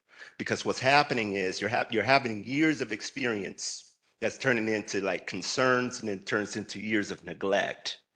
And then that neglect turns into a facility where they vibrate on neglect. You see, so now you have a probation officer that want to put in the work, but they have concerns that are not being addressed, et cetera. And there's things can get out of hand real quick. But I just want to reiterate again with the chief and with everyone down there, even at LP, let's not forget that staff down there is predominantly ran by female staff in a facility that is considered dangerous, et cetera. So I really just want to address also too with the LACOE, I don't know what you guys call it, Lego, whatever. My people down there, my family got student on a month in that education system. So you would even ask me, student on a month in that in a place in a facility like that, to have even get some type of education or not just education, but student on a month in a facility where you have to keep yourself in a positive mind state. So I just want to acknowledge you all, and I do thank you all for everything in spite of the negativity of what's going on, what we're talking about. Thank you. Thanks. Hello, it's Eugenia again with Living Advantage. But one of the things I wanted to say is that data is very important, but the way you portray it and lay it out is also important. And I agree with the commissioner. It's important the questions that it's asking in order to give the correct answer. So we do need to know how many 12-year-olds are there, and how many 16-year-olds are there, and how they're being successful or not being successful, where the need is, where the need of improvement is some of the things that the data needs to be able to provide to us, because it also informs just not the community, but those that are working there and those that are looking at the data, what's necessary in order to make the camps or, the youth that we're working with to be successful. So thank you on trying to get the data together. Thank you.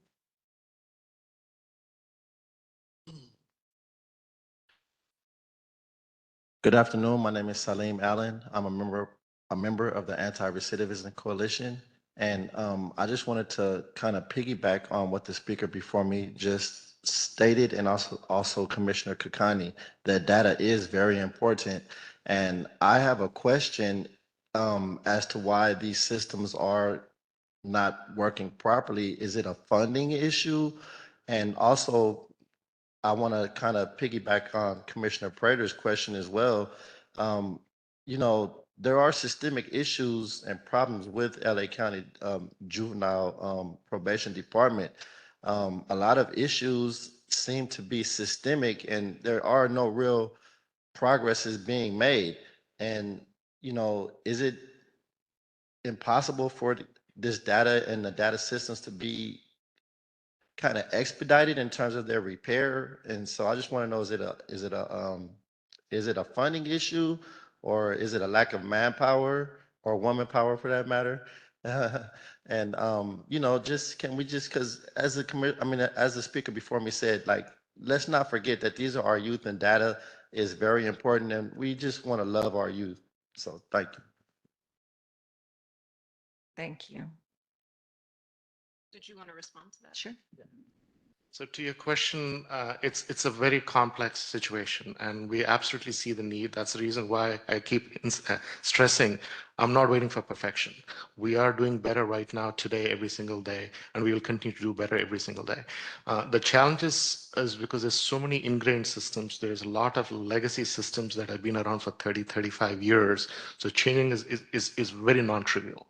So we know what the right thing is to do, but to do that it takes time. If you think about it, I need operations to be with me to do those changes, but they are now in the facilities because they're working overtime in the facilities. So it's it's hard to navigate that, but we do hear you very clearly, and that's actually why my management has made it very clear that data is a priority, and we are putting a lot of effort into it right now, and the results are already there, and they'll continue to get better every day.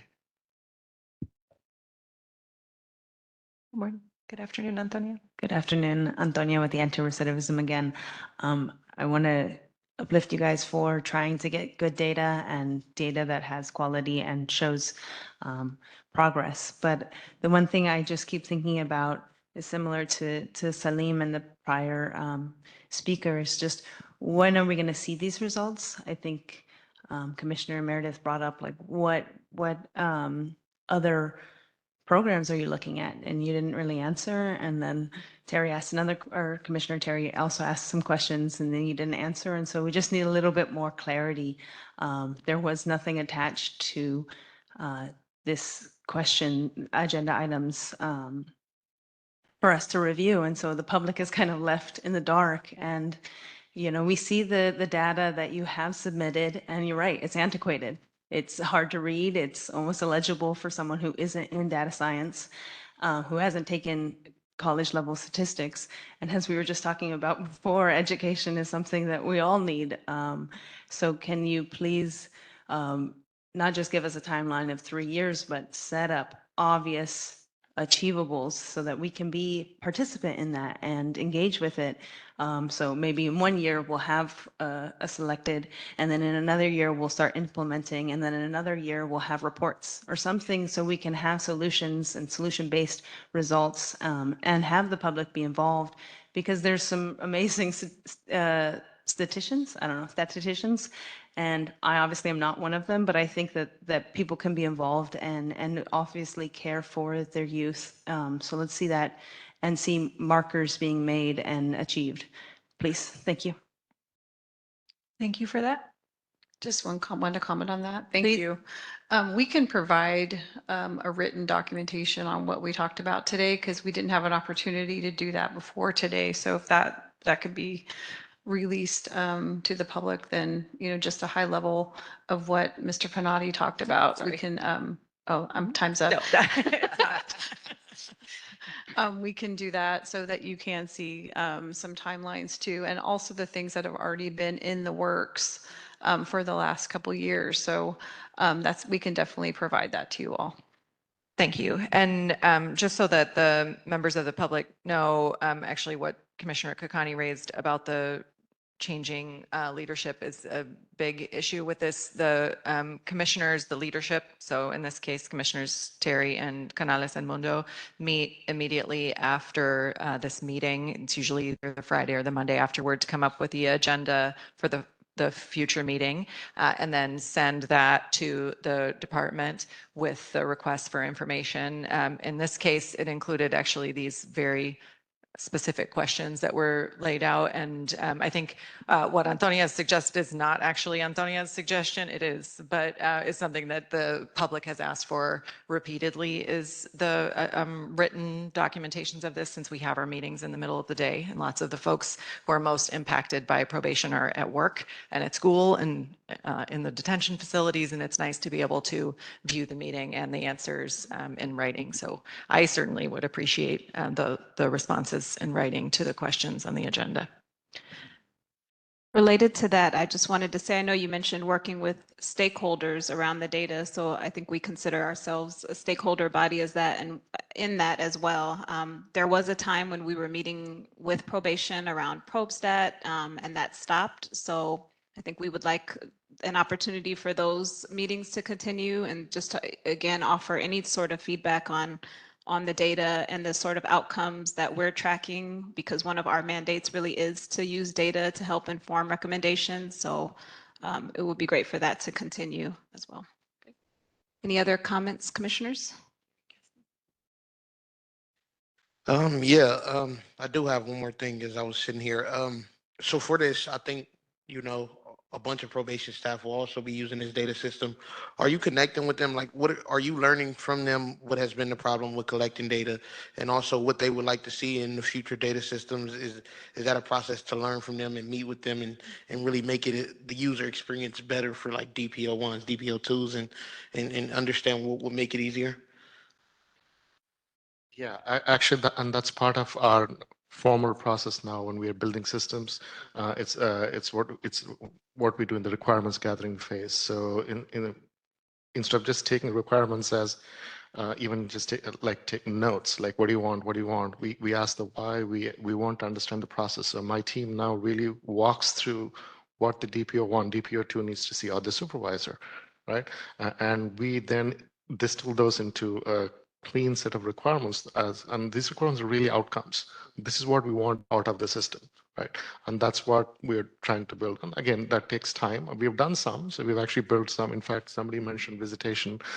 In a very short order, we built a visitation access control system really quick for the halls. So we are doing that, and we're laser focused on two things. One, the user experience. And when we say the user experience, it's the DPOs who are actually using it or any of the officers. And two, the back end insights. It's the reporting and dashboard. So we're looking at those two key components and making sure that we're fulfilling those regardless of what we're building. And can I just add something to that, Commissioner? The staff are excited. They want technology. So while it might take some time for us to work on this and work with them, when we talk to them about it, they're excited. The manual processes obviously are, it's challenging for everybody. I mean, in this day and age, we should be a little bit more advanced. So they're very excited about this and want to participate and build it with the IT team. No, 100%. Thank you for that. And I would say I would just recommend also, training them up on it and keeping them through the process as well. Absolutely. Would you say that that the budget that you all need is somewhere in the neighborhood around 6 to 10 million? I'm just thinking, like, is there, like you said, 1.6 and 1.3 were the budget lines you gave those two departments of a $1 billion budget. That's like less than, it's like 2%, 2 to 3% maybe. And Thank you for doing that, by the way, Commissioner. you For know, doing the math for us.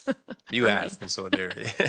but if I'm just guessing about you needing 19 staff in the department. It sounds like then the advocacy should also be in order to sort of like do data, which is we all agree is very important.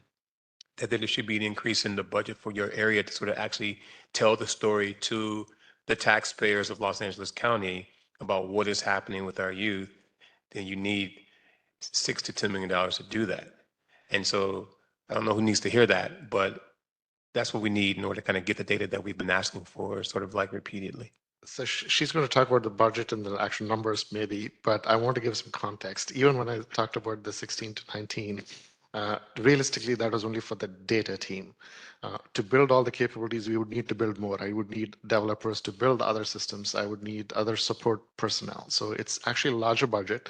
And if you want us to come down with an actual number, we'll have to actually think through it a little bit more. But I'm always looking for what can I do with what I have and what can I do with just a little bit more, right? That's really where I'm focused on because I can't get it all, right? So that's really where I am. So I'm kind of giving you a non-answer, but I'm letting you know the budget is probably more, so that's why I want to give it an out in terms of what is needed. But just for the data, I would need at least those people. And there's ancillary cost of systems that we have to buy, like a database system or a warehousing system, other things that we need to buy that needs to be factored in. We are thinking through it again. We're being very thoughtful again, like you mentioned. It's taxpayer money, so we are being very careful about the spend. If we don't see any value, we are not trying the latest and greatest. In fact, one of my mantras is we don't need to be at the cutting edge because so we don't necessarily. Like that's an interesting sort of take. Yeah. Why? Yeah. Why with $1 billion budget wouldn't we be leading the nation and trying to enter how we do data and tell stories around data? So let me clarify that. That's a very good point. So when I talk about the cutting edge, I want something that's tried, tested, and that definitely works. And there is some value. Again, we always look at risk reward proposition of if we try this, what kind of a reward are we getting? Now, to your point, there is always a risk when you try to move towards, well, call it the cutting edge or bleeding edge. So we are being very thoughtful about all of our spend to make sure that whatever we do, there's enough value that people are seeing it. So we can push further, but it's a trade-off. It's definitely a trade-off. That being said, we are being very creative. So in that sense, we are leading other places in a lot of, even the warehouse that we're building, it's really, really well constructed. So we are in that sense better than, I wouldn't say better than everybody else, but we are better. But again, we are being very, very intentional and thoughtful about every step that we do. And I just wanted to comment on, we have challenges hiring.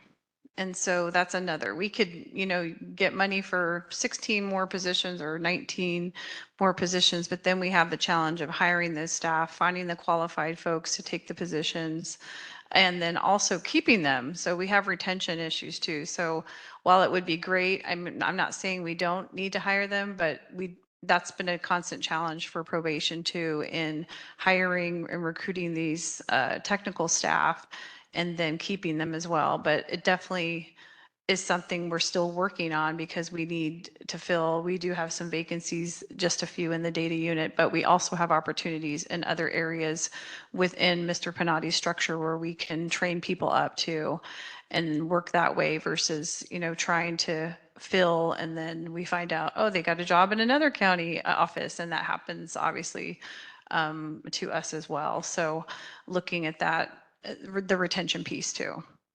And training, that's a huge part of this. Like, we have to make sure we have the right people working on these systems and make sure that we train them properly on what's needed. Thank you so much for joining us today. We are going to move on to agenda item 7, but we thank you for your time and look forward to having you guys back. Thank you for having us. Okay, for agenda item 7, we'll hear a report from our executive director, Wendy Julian. We instructed the POC staff to observe and report on how visitations are handled at the juvenile facilities. So today we were planning to hear the report back along with discussing the recent inspections reports. So Wendy, do you want to proceed with your updates? Yes. So led by Dr. Gongora, the POC staff and most of the commissioners have spent a lot of time over the last month visiting during visitation at Los Padrinos and a couple at Barry J. Nydorf. The results of those inspections were put into a written document that's attached to the agenda, but honestly, they deserve more time than we have today. And it's a crucial issue. It's an issue with which we have been in constant communication with the probation department, regular, informal, and some formal communication. And we have also been working with OICR in that presentation. Sarah has a whole presentation to provide. So with your permission, I would suggest that we schedule either a town hall or a special meeting to give that the time it deserves. We're talking about just the visitation. Just the visitation. I would like to request that we take a vote on the Barry J. Nydorf and Campus Kilpatrick inspections, only because we did a beautiful town hall about those inspections, had an opportunity to talk about them. That's available to the public to watch. You all have copies of the inspections. So if you're comfortable, I would like to ask that you approve those 2 inspections. Also attached to the agenda, I'm very pleased to say, is written responses from the department to the inspections. The best news, of course, is responses from the department that shows that things have already been addressed that are brought up in the inspections. That's how I would hope it would work. But also some places where the department disagrees with or maybe has a different view or lens on some of the things that are suggested. I think that's how oversight should work. I'm very pleased to be getting those written responses. So those will be forwarded along with our inspection reports to BSCC, which is a requirement that we do that, and also to the supervisors and be made public, more importantly. So those 2 inspections are in front of you. Do you need a motion to? I'll make a motion to approve those 2 inspection reports. Seconded by Commissioner Canales. I also should look at my notes. What's not on the agenda today is a information request subpoena, and that's because the department has complied with the information requests that we have requested so far. And we use this agenda item as an opportunity to share the results of those requests with the department. So they're actually linked on the agenda underneath. Most interestingly, well, I shouldn't say that, they're all really interesting, but there's a couple that are really interesting about the contraband reports that Commissioner Meredith has been asking for. It doesn't provide all the detail that he has asked for, but it does provide a really interesting holistic view into what contraband is found in the facilities and how those trends are looking. So I appreciate the responses. I think the process we implemented a few months ago by submitting to the department this formal memo with a very clear chart about the status of outstanding items has worked. And I'm thankful that that is going forward in a more collaborative process. So we can ask for public comment on the agenda item, and which includes those things I reported on, as well as the motion to approve the inspection reports for Barry J. Nydorf and Campus Kilpatrick.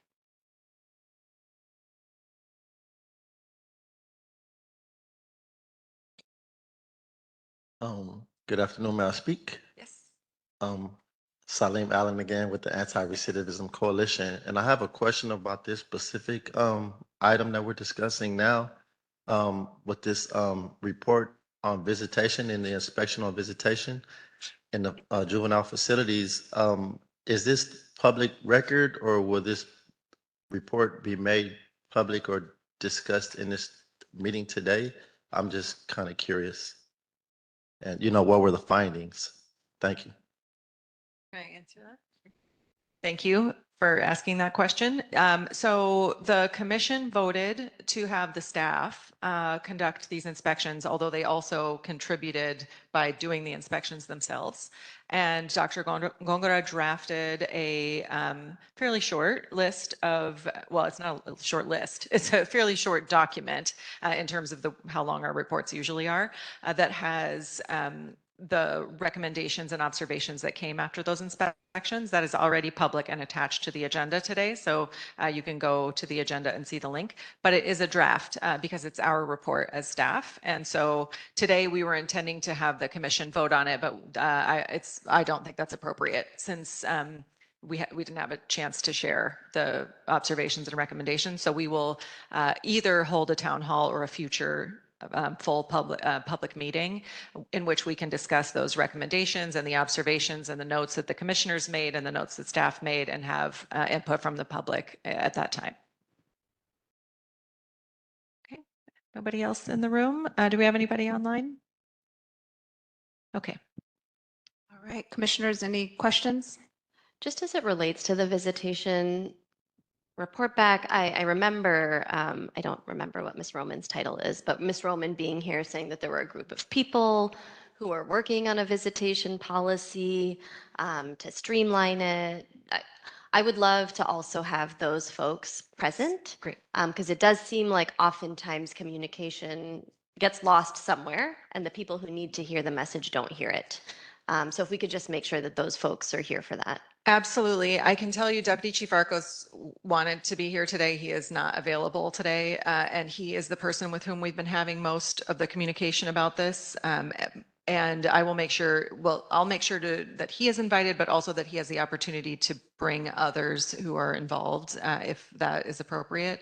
So we have actually talked to him because OICR will also hopefully be at our next official POC meeting in November to be able to share this, share some of the information that they can provide as well about best practices in other jurisdictions. So thank you. All right. Wendy, can you facilitate the vote? Yes. So please vote yes, no, or abstain on the Barry J. and Campus Kilpatrick reports. Commissioner Canales? Yes. Commissioner Harris and Jackson are absent. Commissioner Kakani? Yes. Commissioner Meredith? Yes. Commissioner Prater? Yes. Commissioner Shipp? Commissioner Terry? Yes. And Chair Mundo is absent. So with 3 absences, it is 6-0 and the motion passes. Thank you.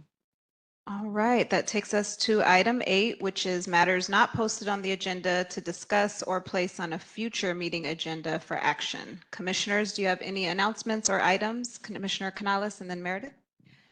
Yes, I just wanted to communicate when we were going over the LACO recommendations and everything, I was going to vote no or even abstain because there were some things that were concerning, especially reallocating $78 million and the word or, it doesn't, stipulate it to community-based organizations. It says or, and I was really hesitant, but I will tell you, when Saul called in and explained what they've been going through, the past year, I was able to fully understand why this was so important that we pass it. And it's so important. We can discuss things amongst ourselves and go round and round, but because of the Brown Act, we don't have that opportunity to huddle up out of this meeting. And so even as much as we were raising it here, I still was not feeling comfortable. And what helped me was the calling in. And it's so important. If anybody's even still on the line, it is so important for community feedback. It is so important for participation because we are held to the Brown Act and cannot discuss things. And that caller is what changed my vote immediately. Thank you. Thank you. Commissioner Meredith and then Ship. I just want to commend staff that's been hardworking, especially at Los Padrinos and Silmar. But it's interesting talking to some of the youth. They've identified significant staff that have made a difference in their life. And I really like the department at some point in time to do some of the good stories out there with the media, not just social media, but with the regular electronic news media about what a great job our staff is doing under some adverse circumstances. Thank you. Yeah, also, can we, I'll ditto that as well, but can we also add like vocational training and like workforce development on a future one? Because I feel like that's coming up a lot, but I don't know when the last time we talked about it. I'd also like to add a conversation around step downs and less restrictive placements that I think that deserve some attention at this commission. And these are specifically when folks are stepping down from SYTF facilities to serve the remainder of their time within community and with community-based organizations and housing with them. I think that needs to be discussed a bit more here. All right.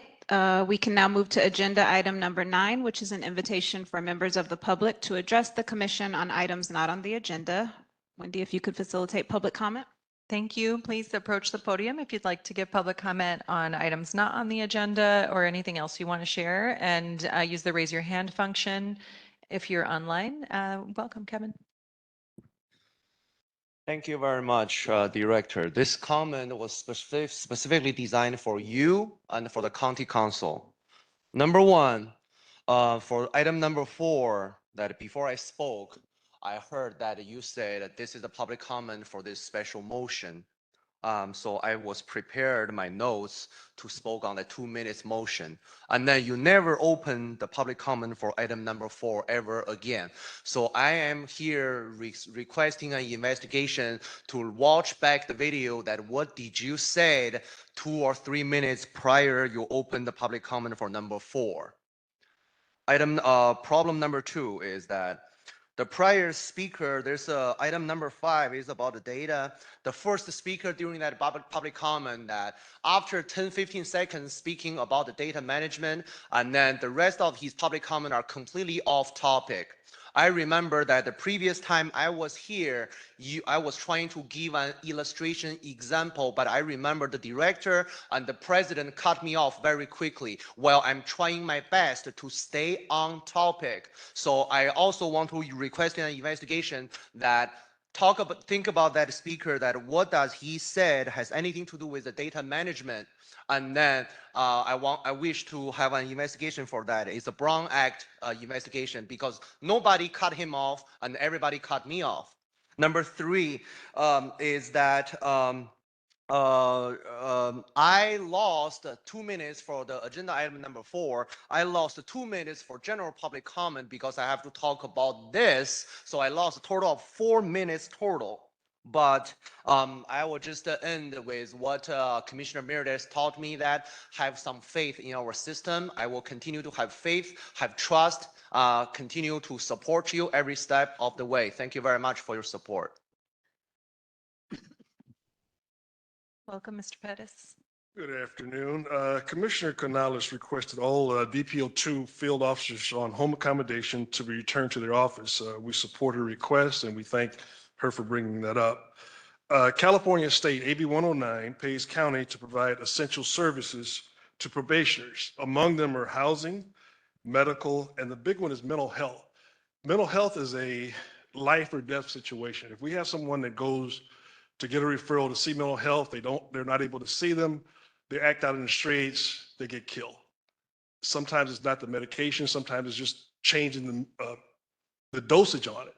But the whole thing is, if they don't have medication, they just can't go to the provider because they need a referral from probation officer to get those services. And we're very, short on that. Another thing is employment. Our officers cannot provide services for these probationers from the state if we're at home. Right now, I'm at home. I've been home since August 19th with no return date. The HR director, Ms. Carlisle, stated there's no negative impact for financial impact to probation for bringing these officers back. This is a reasonable request, and there's no county policy or directive per HR director on forced unpaid leave. And we just look forward to that. We can discuss that further.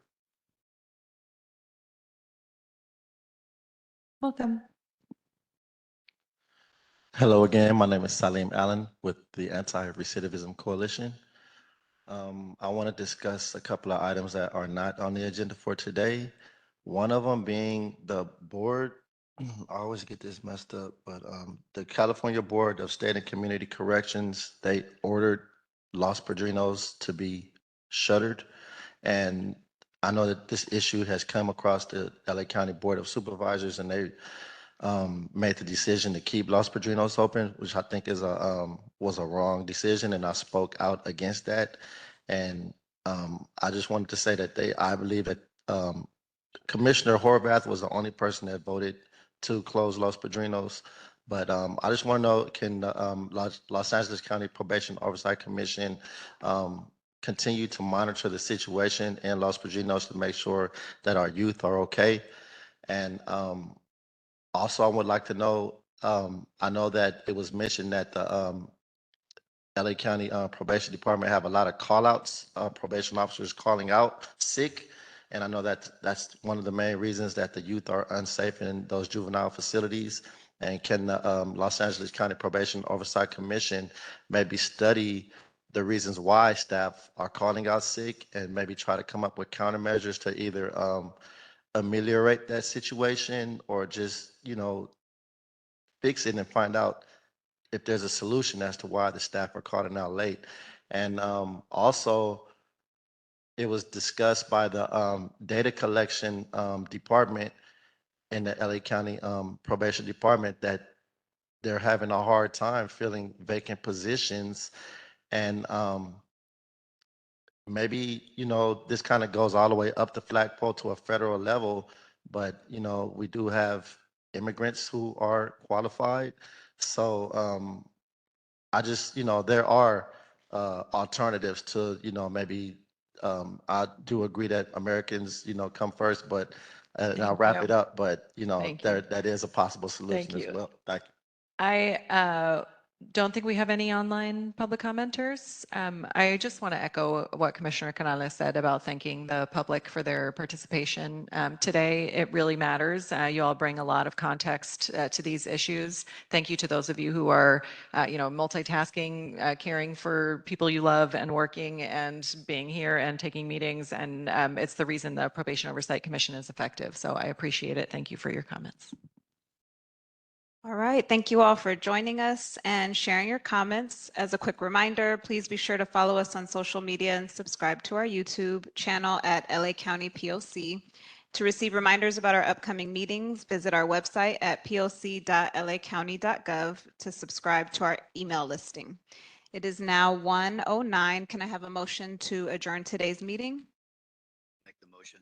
Okay, we have a motion by Commissioner Meredith, seconded by Commissioner Kakani.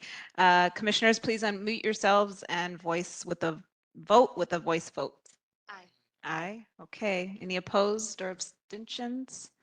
Okay, motion carries unanimously. Today's meeting is now adjourned. Thank you. Thank you.